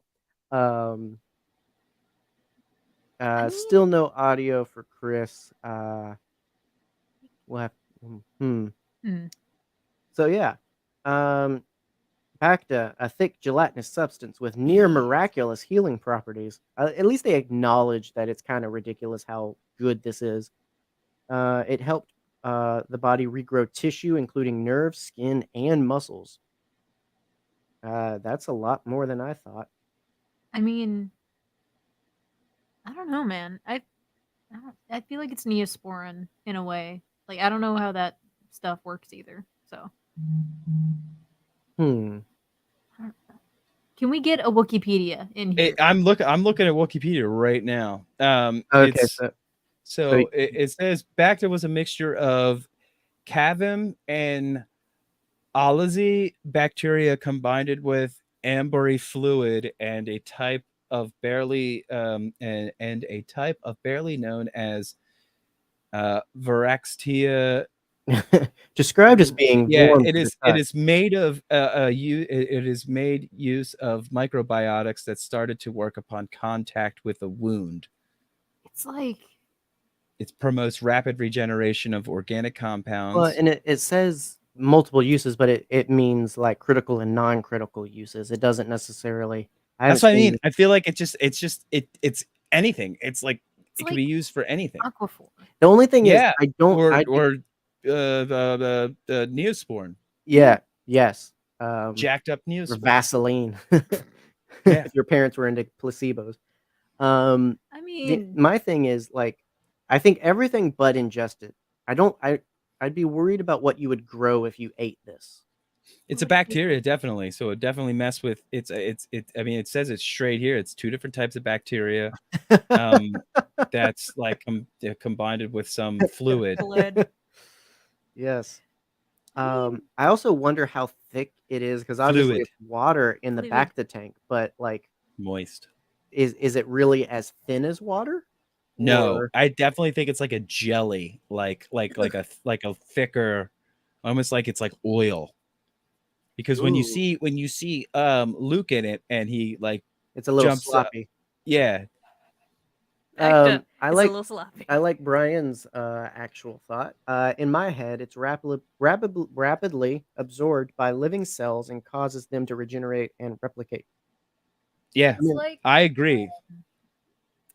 I think it like when it's makes contact with your skin, like it literally just starts working the second your skin starts soaking it in, and it's very fast acting, and it you know, it like he was saying, it with your cells and everything like that, it's absorbed by your cells and just starts spreading like with any cell, like it. it's Vapor Rub and Sprite. I like Yeah, Wendy's. I like Vicks Vapor Rub. I want I this do story too. actually of a snake back to oil salesman. I mean, let's not talk about whether she believes in vagina steaming. She's special. She's a very special lady. Her and her child Apple. But that poor kid. Anyway, but yeah, no, but that's boy. that premise. Got a like, musical genius for a father, though. that has to You like exist, Coldplay? though. Love Coldplay. I love a couple Yellow, of their albums. stuff like that. I don't know. Look at the stars. I Look how they shine for podcast is you. over. Friendship is over. Life is over. Everything that Dang, Nick coming in hard. You were my brother. I Dan loved is you. the Gwyneth Paltrow of Star Wars. That kind of thing. So yeah, I mean, I like Brian's answer mixed with Dan's answer of like how it like actually works. I think it's got to touch you, for sure, but I don't think it needs to go in you necessarily. So It's podcasting. It's gotta touch you. Do it It's that. gotta touch you. Do Doesn't it necessarily that have to go in. what you will. Let the spirit touch you and heal you and move you. Are we gonna get a priest in here? Because your background is We need yellow.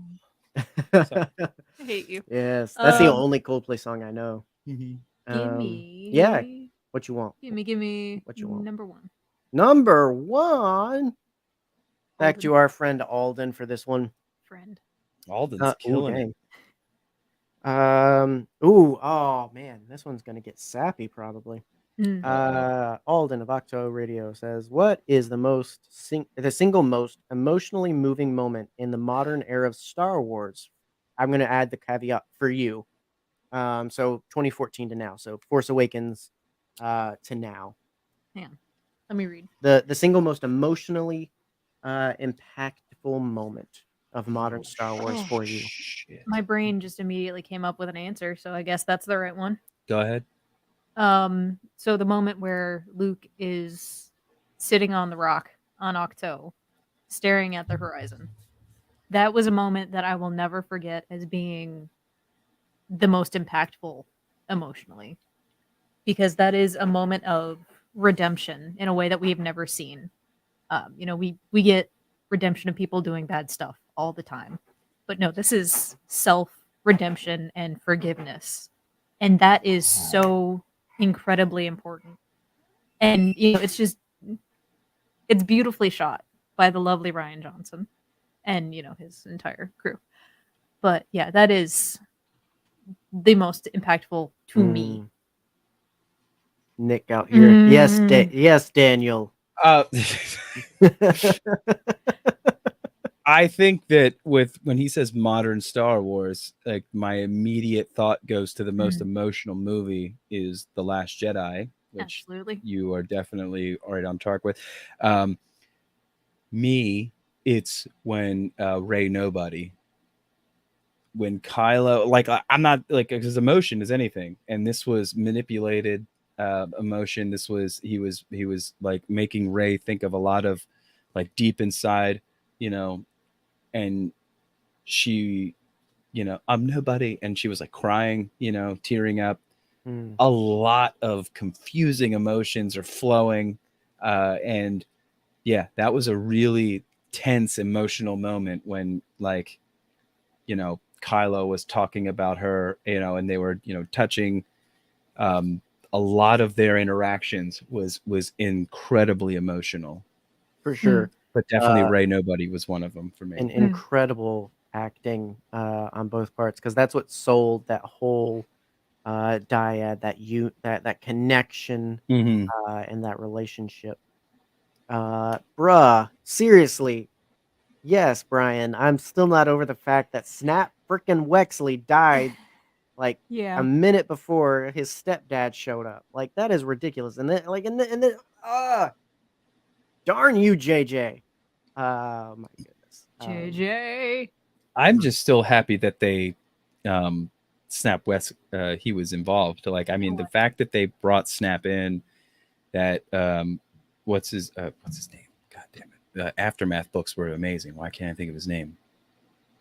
The author of the Aftermath books. Chuck Wendig. Chuck Wendig. I love that they honored that character. Yeah. Well, and that's the only reason it hurts for me, like with Snap, is the fact that Aftermath, Black Squadron, like all of that stuff that we got built up so much. Like he really came from being the fun, goofy guy in a couple of scenes of The Force Awakens to being a character I wanted to see on screen by episode 9. So it's like, goodness gracious, man. Like I just felt like such a tease to have him there and then just unceremoniously. But yeah, I don't know. Those are those situations where I'm like, hey, Matt Martin, could you just run up from the story floor to be like, hey, hold on. Yeah. Don't kill that one. He actually survived. Tell them how important they are. Yeah. In the Lego Star Wars game, he survives. I appreciate that reference. But oh my goodness. Yeah, I think for me, it's hard to beat the moment where Luke becomes one with the Force at the end of The Last Jedi.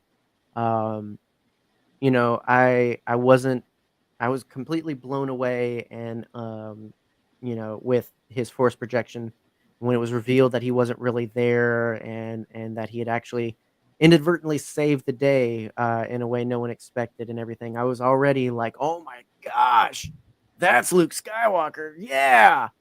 And then cut to reveal, and he's there, and having the twin sons and a theme and all of these things.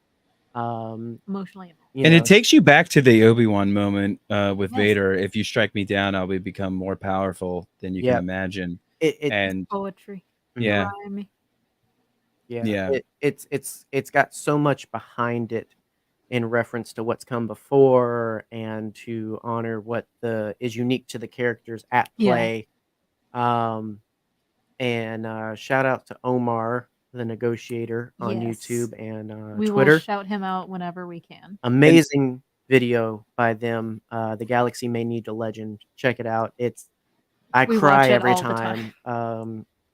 But yeah, like those last moments with Luke and just that final sunset, like you know, I just fast forward like 3 years into my life when I die, and I'm just like looking out into the sunset and just that feeling of accomplishment and redemption, and that, you know, it wasn't all bad, or just all that stuff. And you know.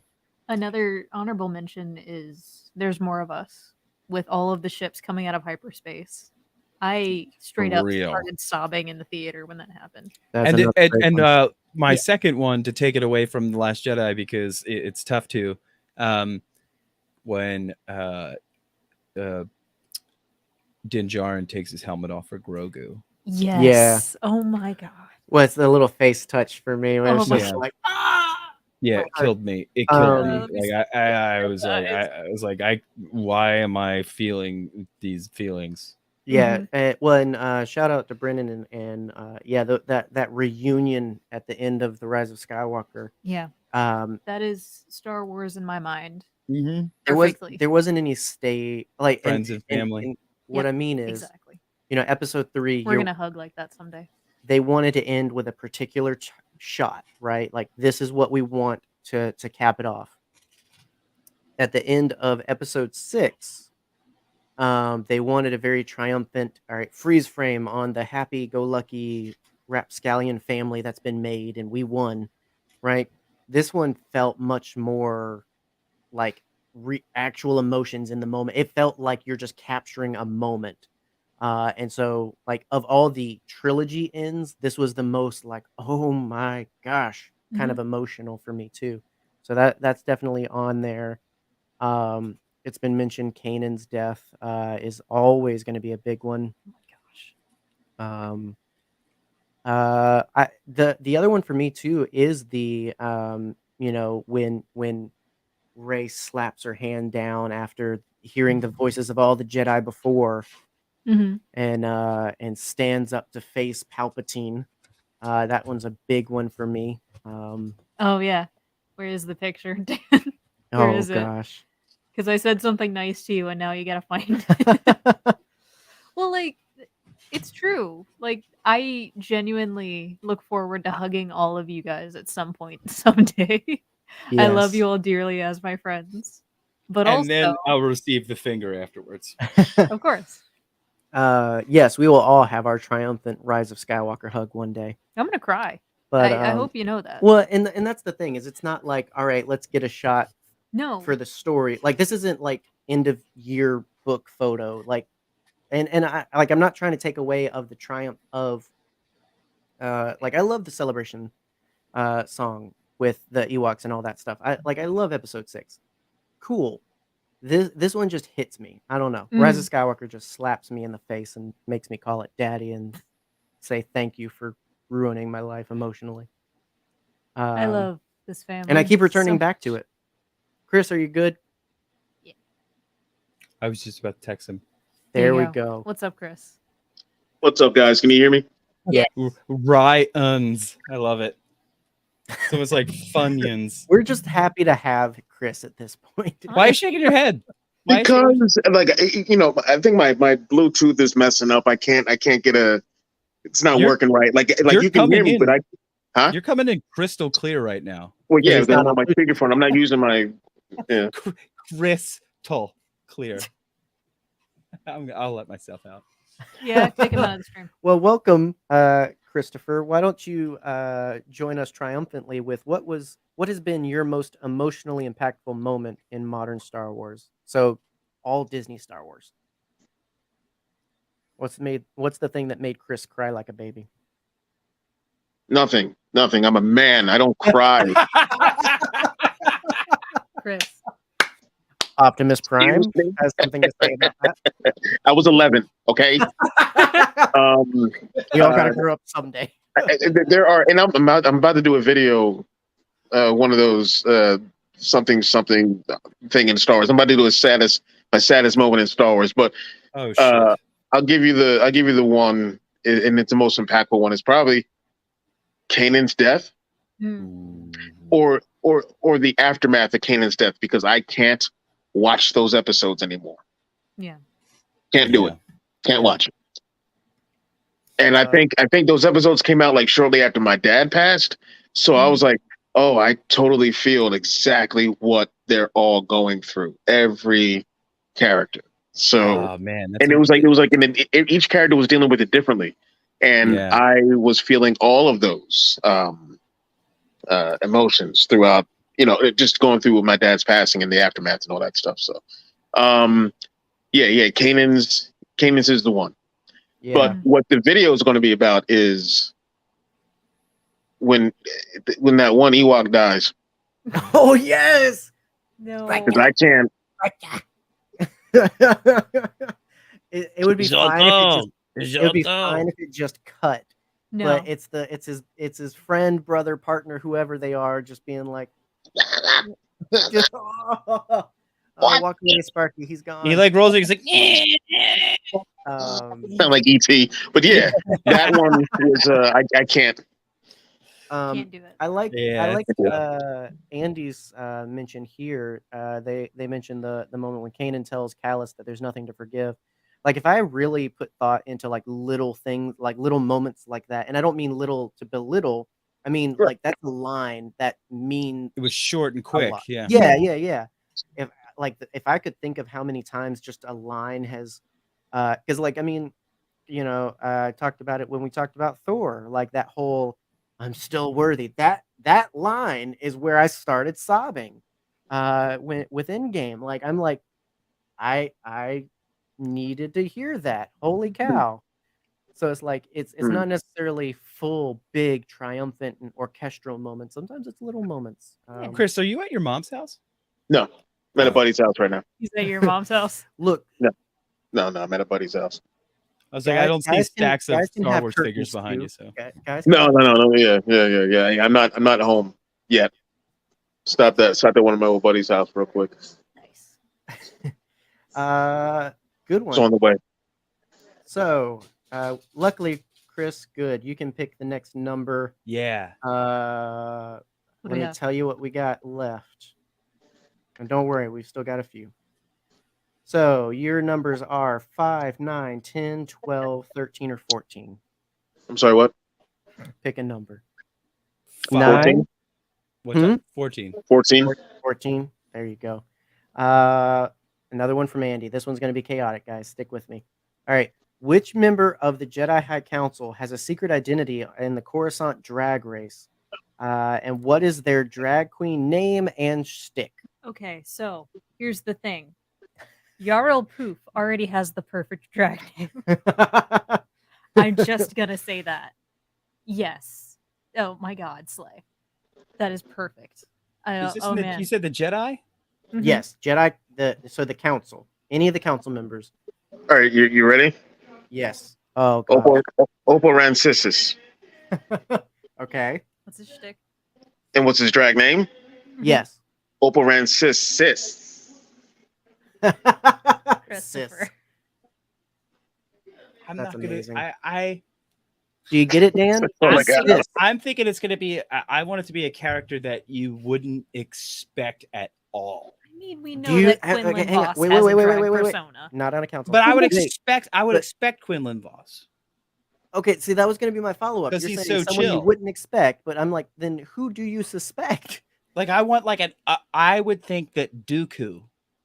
No. Andy was with you. That was Andy's question if I didn't mention it. But Andy was with you, Chris.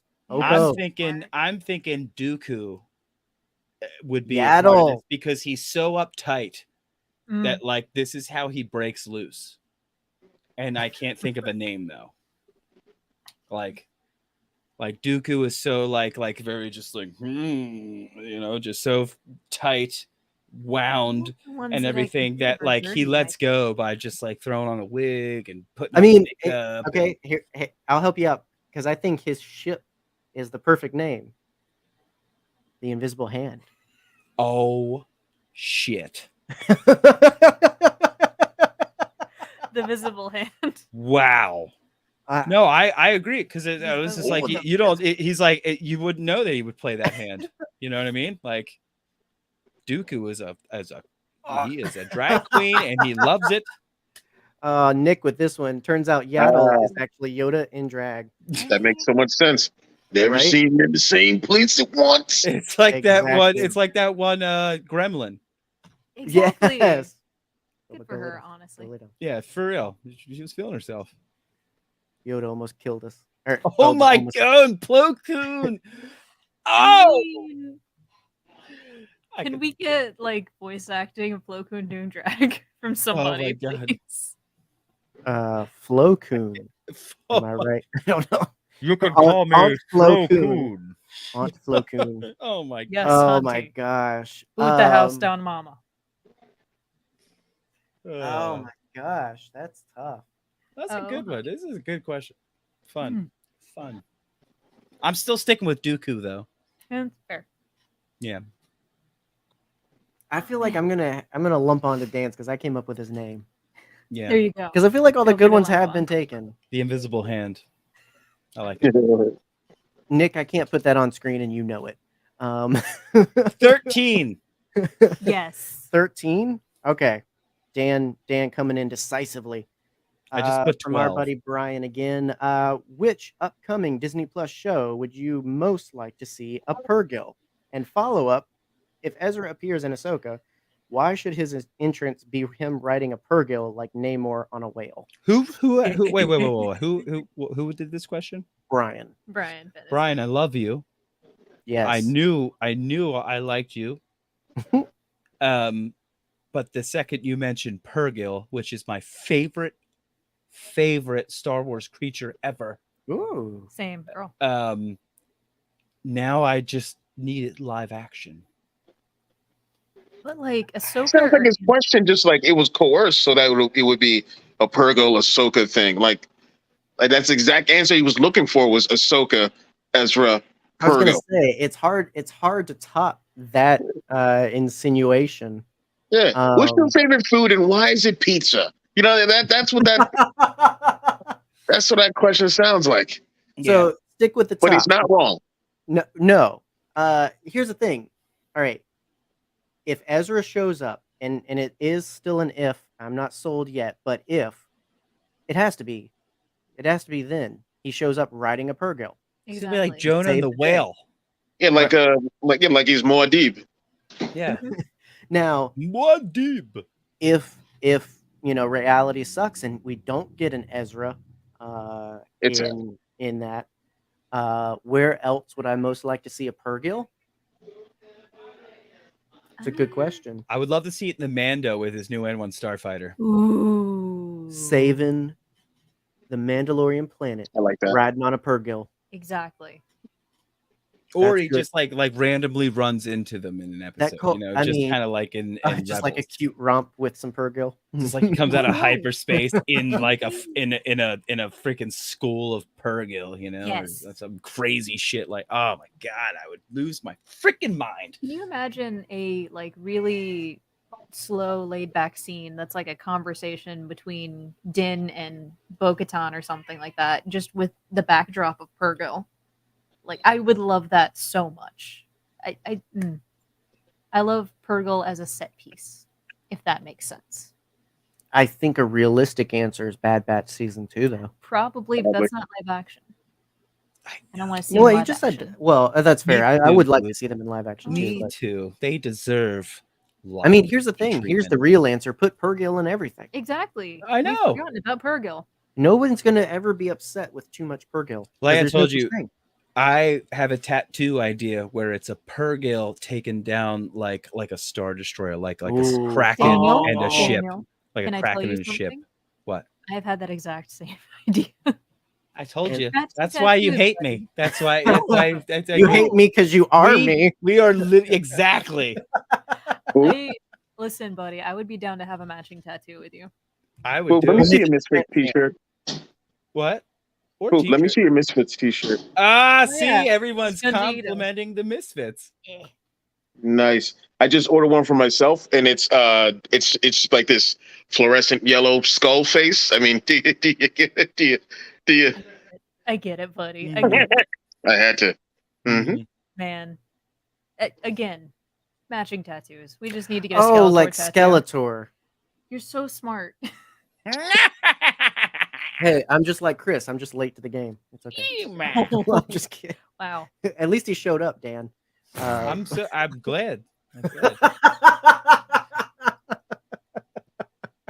We've made our peace. I'm very peaceful. I love you guys. Ooh, back to you. Pick a number. You can't peek. Well, I'm trying to see what numbers. 5, 9, 10, or 12. 10. Damn. 10. We've been going at it, guys. It's been great, and we are sticking it out. My eyes are floating. Well, you picked the strong one, buddy. Yeah. All right, another good and serious one. And after I talked all that trash on Return of the Jedi, from I'm sorry, what happened? Richie, no, it wasn't trash, but I was saying that its ending was a little end of yearbook kind of snapshot. It wasn't as emotionally impactful as The Rise of Skywalker. That was supposed to be it. Yeah. Right. Well, yeah. Fair, but it wasn't. Anyway. But you didn't. This is why I think they need to redo the trilogy. I don't care. Give me all the heat, all you want. I don't care. I think they should redo it so that it fits with everything else that is done around it, because it's so isolated, I think, from the greater Star Wars story. Yeah, Ryan It's Johnson. my opinion. Ryan, you don't like Ryan it, find Johnson it, or J.J. celebration. Abrams. Find him. I agree with you, Chris. I just feel like Ryan Johnson or J.J. Abrams. They should have stuck with. Sure, Ryan Johnson. Yeah. Of course. It would have been way more emotionally impactful, just like Star Wars is. Well, I mean, just as long as, like, we don't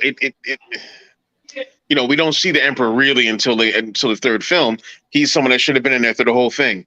Mm-hmm. Knowing Anakin's name shouldn't have happened in the third one. It should have been something that, you know what I mean? So that's why I think that it should. Anyway, definitely a whole other ball of wax. Well, no, as Brian said, super special edition is what we need. No, just let's get the Johnson cut. Just totally redo. Release the Johnson cut. Yes. Dan, that is a completely different movie. Here's the thing. We have a chance to do something, okay? Okay. So you were transported back in time to 1983. I think it would have happened before that, but I get what you're doing. I'm not born. George, you were taken to 1983, Daniel. Okay.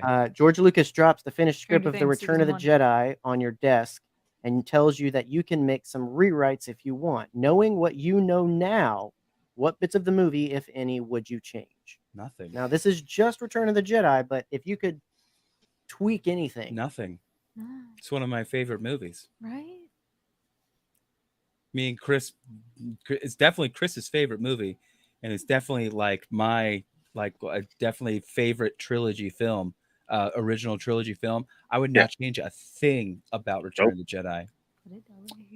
Would not touch it. Look out! John's about to ruin our world. Here's the thing. Okay, so Boba Fett still goes in the Sarlacc, but I need it to happen a little bit. This guy, seriously, he likes the Bay films. I can't. Okay. I love this rivalry. It's amazing. It's cute, honestly. It really is adorable. Yeah, Boba Fett still ends up in the Sarlacc, but I need it to be a little bit more ceremonious. Like confetti. Like not the like hands. Like right out of the Sarlacc.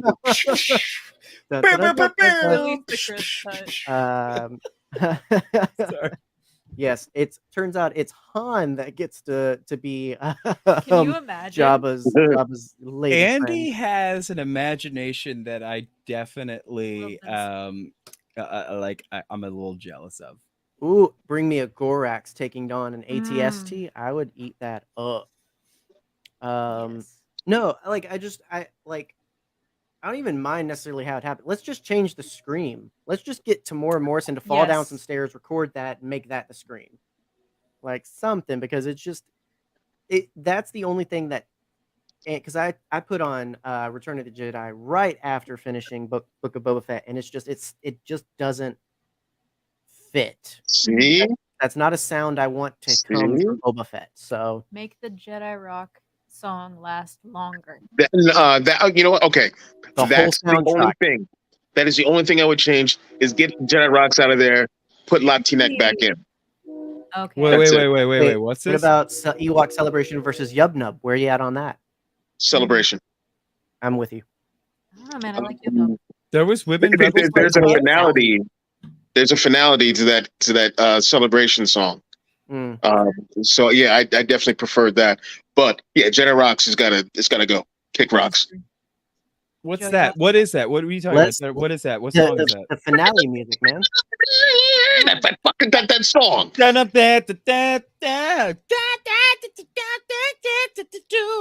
Spot on. Yep, that's the one. And it's terrible. Just Dan doing that. Actually, you know what? Yeah, it's terrible. It's terrible. It just wasn't. Just give me Latinx. All right. I actually don't know.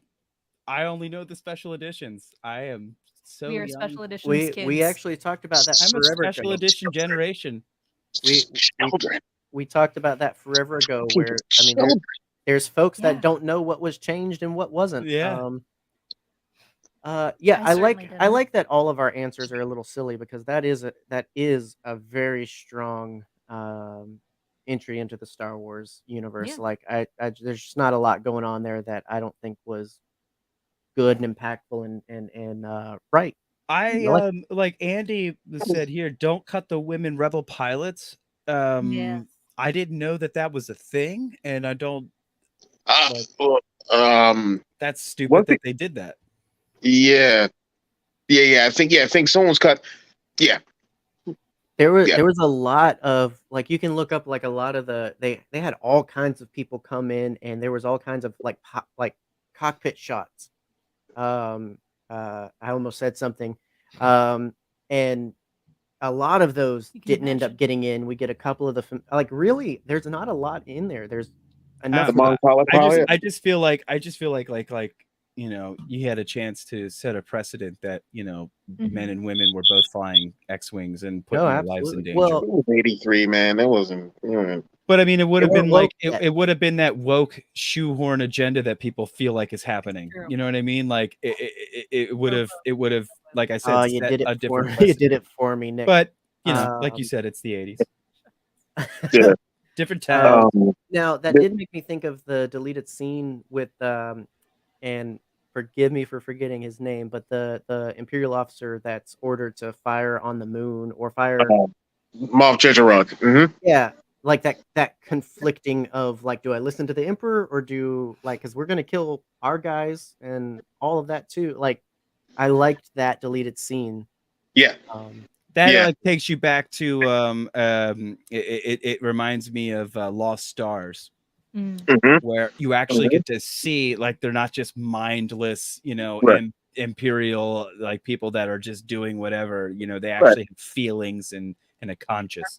Absolutely. But I think again that is, being the time that we were at where storytelling was good and evil and there were no shades of gray. So that scene would work if they put it in now. Yeah. Absolutely. Yeah. But it would have changed everything for people thinking that the Empire. They had to mean like the Empire was just evil. They were called the Evil Empire. They had to go with that.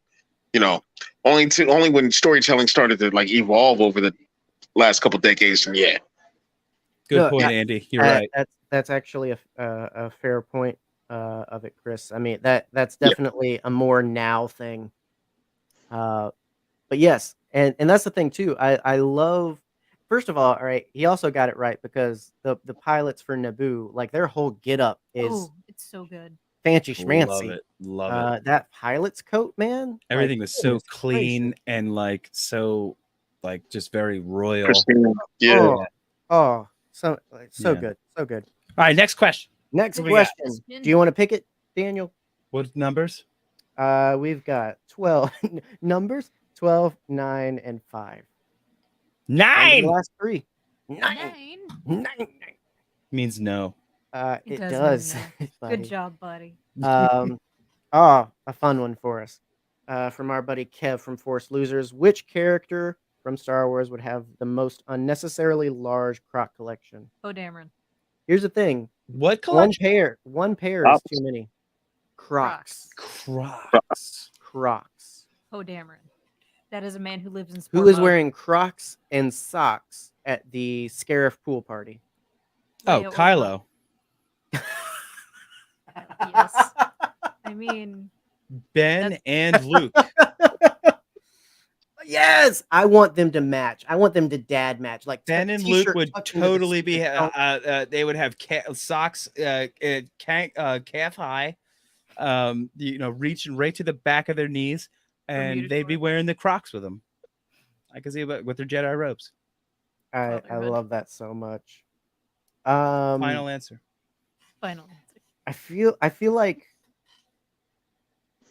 like Poe's a good answer because I feel like his argument's going to be they're so comfy. I know, right? That's like I just see him saying that. They're so comfy, Nick. Oh, that's good. Oh, especially old Luke. Yes, when he's all geriatric and everything. Yeah, he needs that comfort. Crix Madine has a large collection of Crocs. General Madine. Oh he's my the God, guy. He's Secret Life, and he's got a secret obsession with Crocs. So it's amazing general, Crocs freak. Tarkin, because he's literally like in my mind, he's always wearing slippers on the Death Star. Yeah, on the other side of the spectrum, Tarkin. Exactly. You got Madine on the Rebels, and Tarkin would be wearing them Crocs. Oh, that's a good one. Who's constantly trying to get the others to wear Crocs? Finn. And he doesn't even own a pair, but he wants to validate his boyfriend. Exactly. Yeah. It's like everybody just wear Crocs one day. Just make him feel good about it. Make him feel good. Yes. I like that. That's a good one. Chris, you got 5 or 12? 5. 5. Another fun one. High five. Also from Kev. If you had a chance to do a Star Wars with horror elements, what would it look like? Oh. I didn't hear that. Say that again.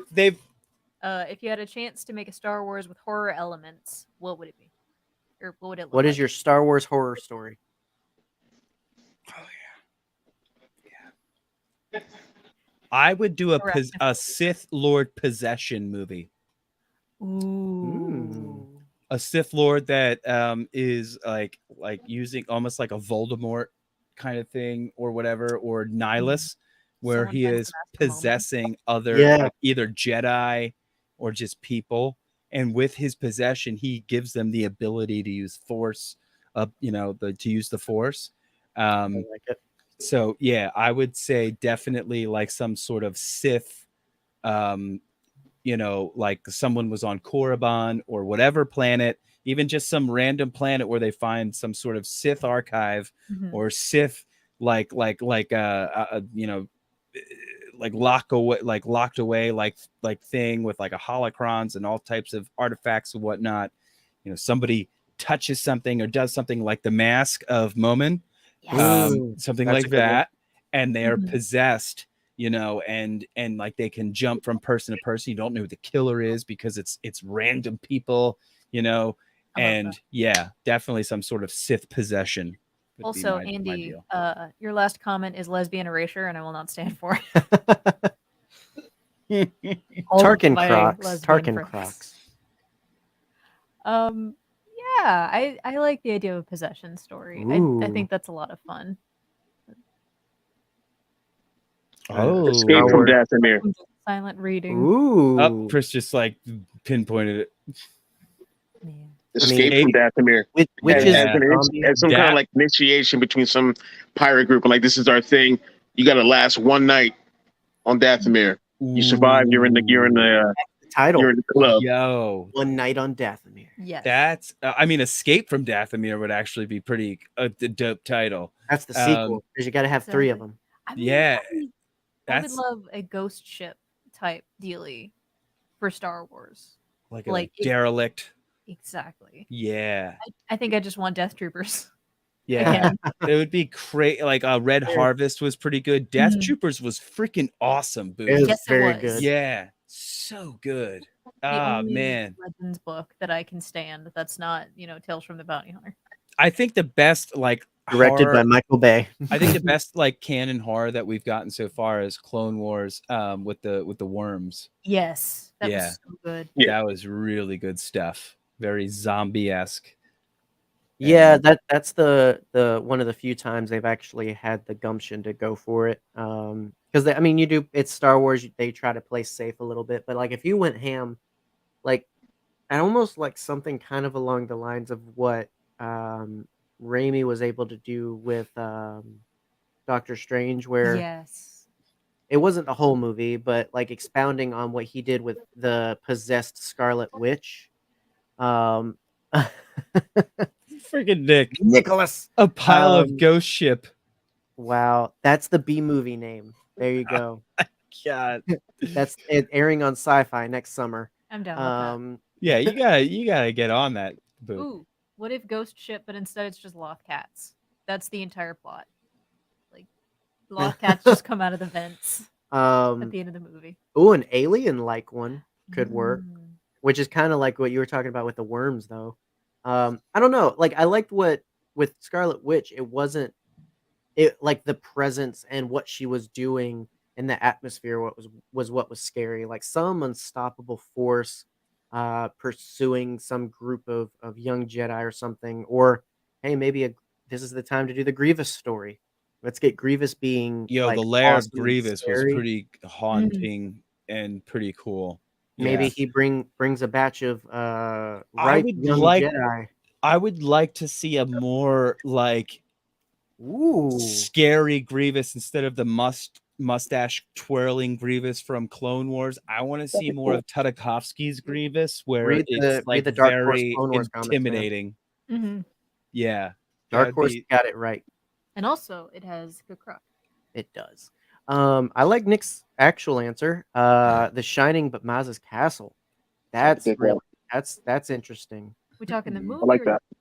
I like a good haunted castle. I do. Yeah. I think that would lend more to the Shining movie, but I mean, literally, the Force is the Shining. So there you go. Let's resuscitate Scatman Crothers and make it happen. Don't let that man sleep. He deserves it. Let Jazz sleep. But rhyme. Oh man.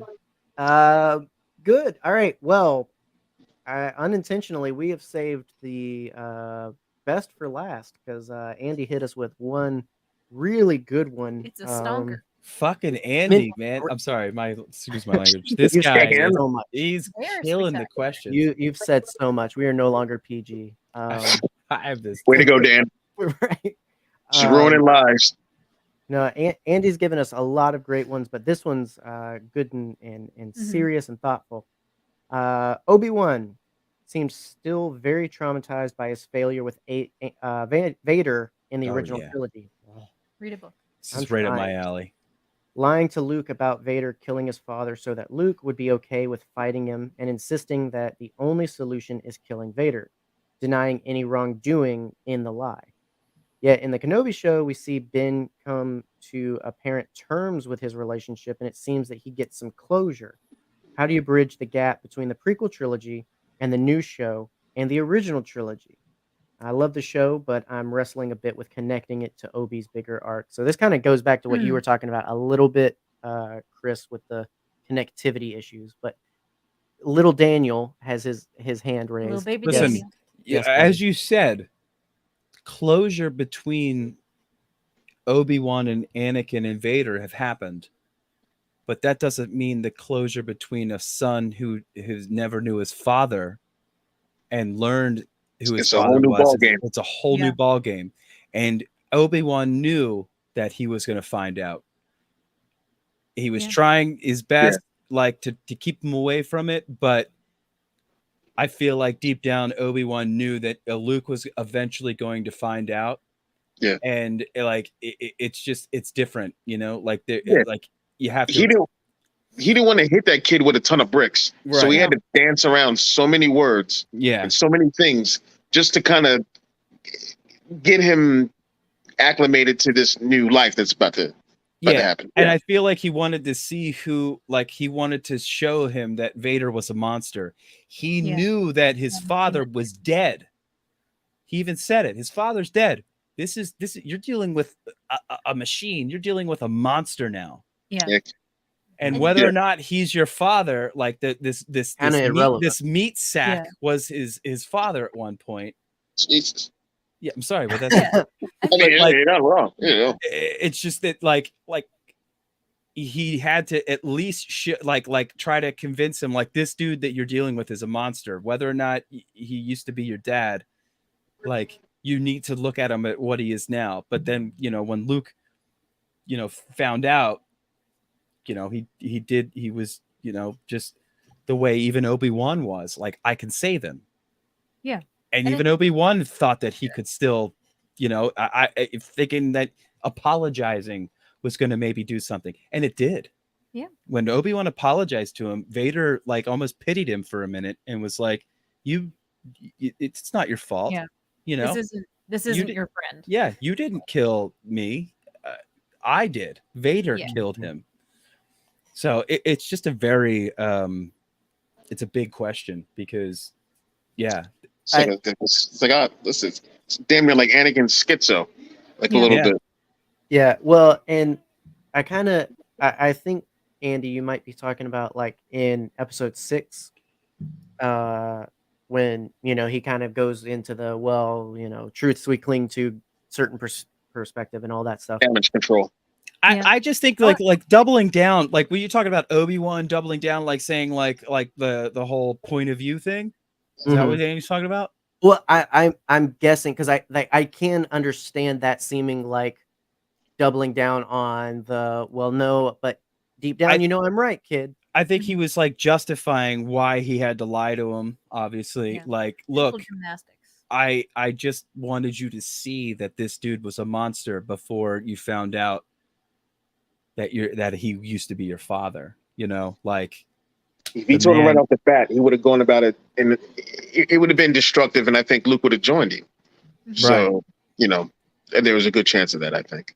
Yeah, I think he wanted to see who he was now and not who he used to be first. You know what I mean? Like, like if he was already shown like, oh man, your father's a great Jedi and everything, but then all of a sudden this evil overtook him and now he's Darth Vader. Luke would have been way more compassionate and thought that, you know, without doing any training could have maybe helped him by just being his son. But like instead, he trained him to fight against this monster. And then after learning that he was his father, like, you know, like he had to defeat the monster first before he could like get in with his dad, you know, to save his dad. Yeah, I mean, it's actually a really tough question. I'm sorry. No, like, and I think you can I think the story is intact either way. It's just a matter of intention on Obi-Wan's part. I think I do agree. If Luke had sympathized with Vader early on, it would have gone completely different. Yeah. And worse. You would have been able to manipulate the shit out of him. And I think you can have the perspective that Obi-Wan's like no, like look, he literally told me on that unnamed planet that like Anakin's gone. Mm-hmm. Right? So I'm trying to give you the perspective you're not going to get so you can make the right decision. But you can also view that as like, no, I've been a Jedi for a while. I know it. Either way, I think the point is still there that Luke chose to see it from a different perspective anyway. Yeah. Like and that was the point. Yeah, either way on the Death Star, he took it from his own perspective and stood his ground his ways and ended up reaching him. Which I know Luke's But I feel like Obi-Wan saved him from the manipulation. Yeah. The boy had to grow first. Yeah. Like you're right. Like he ended up sympathizing with him anyway, but he knew the monster that was trying to trick him. You know, like he was trying to reach his father. He knew his father was in there, but he also knew that there was this monster that was trying to play him. And Obi-Wan made him aware of that first. Right. Well, that's the thing is Obi-Wan had lived with this regret and for a moment this tinge of hope if there's some sort of peace I can make by apologizing, I guess. And then had that taken away from him. He was trying to give Luke his perspective and his experience. Yeah. So and again, I kind of got into the whole Luke and Vader. It wasn't the point isn't them, it's more Kenobi and Vader. I think he was trying to ultimately, like I said, pass on the experience he had, but in the most well-packaged and well-meaning way he could. Like, he didn't want Luke to experience what he experienced on that planet when he faced Vader and he said, I killed Anakin. Like, like he's gone. It's done.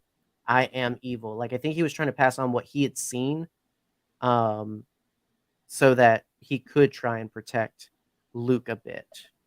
I think whatever perspective you take, it has to stick throughout like if you take the perspective that he was just like, nope, Anakin's dead, I don't care, we're gonna save this kid and he's gonna do the thing, that carries through the whole way. If you take it from the tragic story of a master losing his apprentice and trying again with his son, I think it works and sticks and holds the whole way.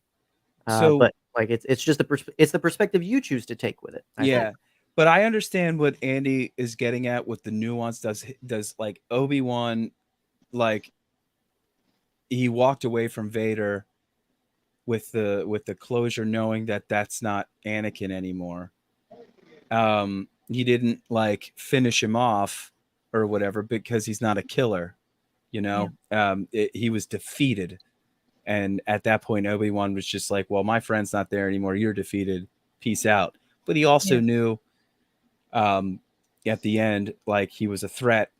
And when it came to Luke, and Luke, like he knew he couldn't stop Luke for fighting with the rebels and wanting to go forward with what, to help the rebellion.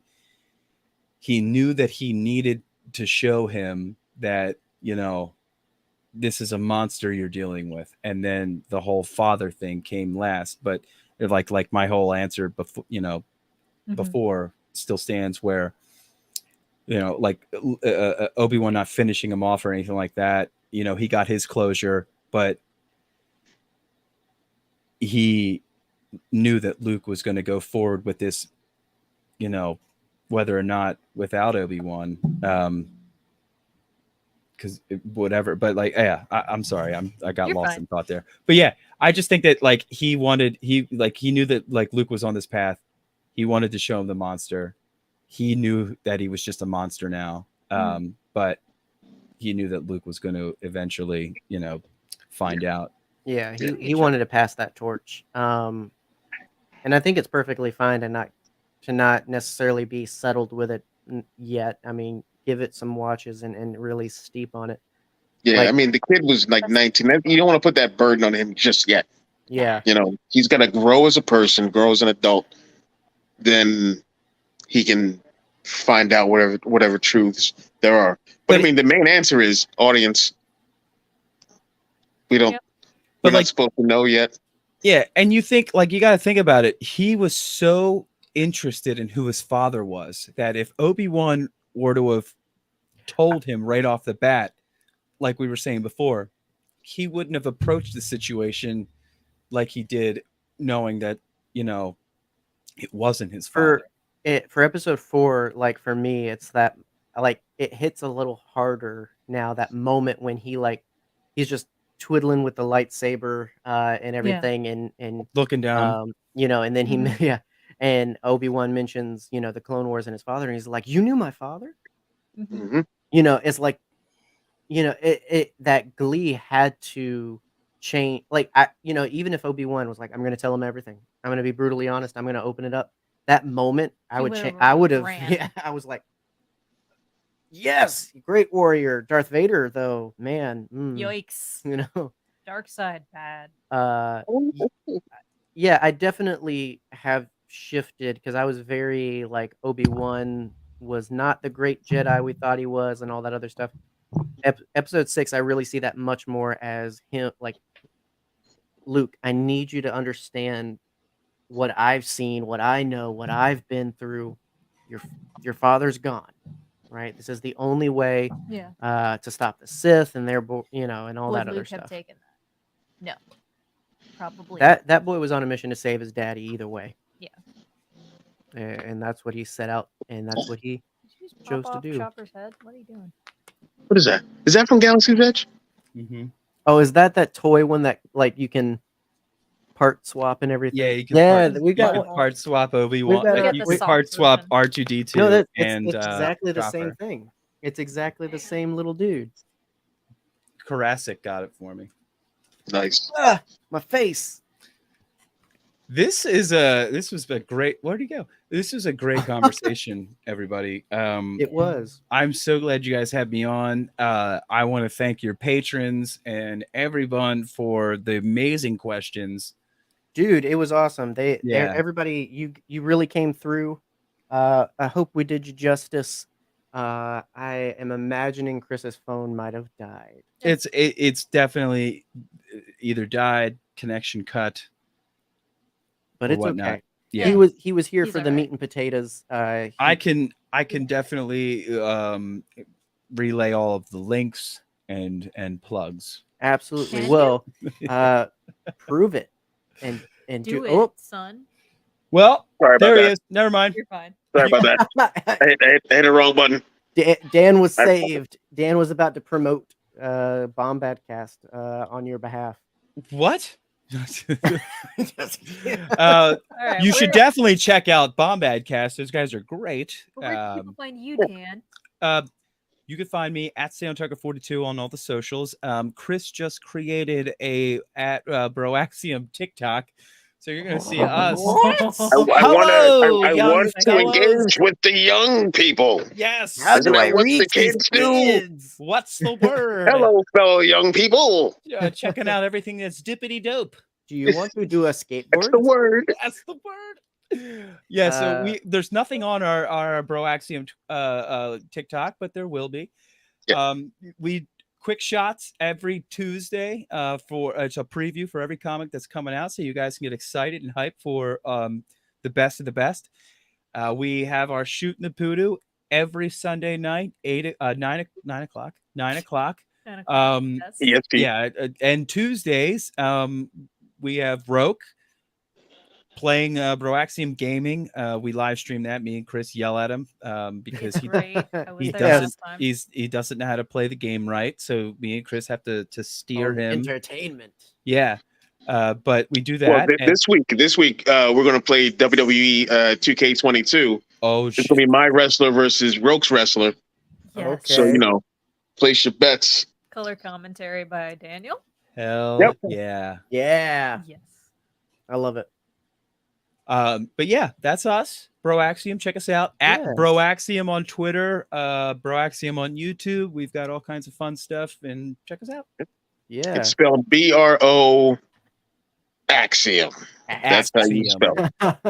There you go. Well, if you loved even a taste of what we did tonight, they do it 10 times better, and with a great crew. And we love our bros. And like I said early on, when we were thinking of who can we get on this laid back chill, who can hang, it was the bros. And so who could shoot the poodoo? Who could shoot all the poodoo? Exactly. And yes, I can't believe we answered all of them either, but we did it. And yeah, great, fun, and even some serious, meaningful questions in the mix. And so all that's left is we've started something new. We started something new. I had a wild idea. I was like, hey, I'm not great at being like, hey, come back next week for this cool show. So I was like, what if I took some time and some intention and made a promo for what we're going to talk about next week? So I did that. Are we going to do this forever? I don't know. Probably not. Are they all going to be as okay as this one? I don't know. But in case you're wondering what we're talking about next week, here you go. This is my apprentice.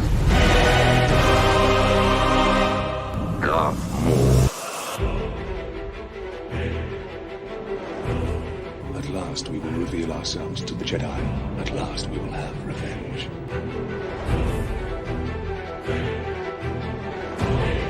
Kanan! Ahsoka! I've brought help! Marr. The shadow.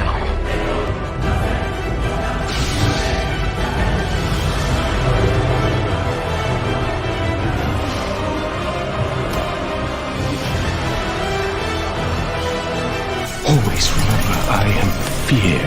Always remember I am hunter.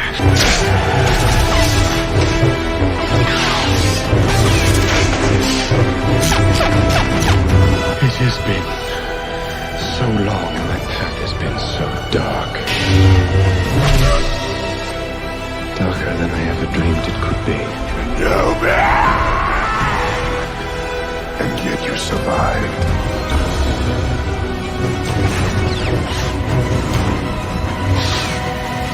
Well trained, my young apprentice. They will be no match for you. What fun! What fun! Dude. Did it need to be a minute and a half long? That was well done. See that footwork? See that footwork right there? Great. So we're talking about Darth Maul. We're talking about Darth Daddy himself. Darth Daddy. We established it here. He is hotness, all the hotness, and we are talking about all that hotness. You don't need legs to be hot. Next week. And so thanks to everyone tuning in. Thanks to our patrons for making it all happen. And we will see you next week to talk about Maul. But in the meantime, stay scruffy. Wait a minute. Wait a minute. You know, this is, excuse me, a damn fine cup of coffee.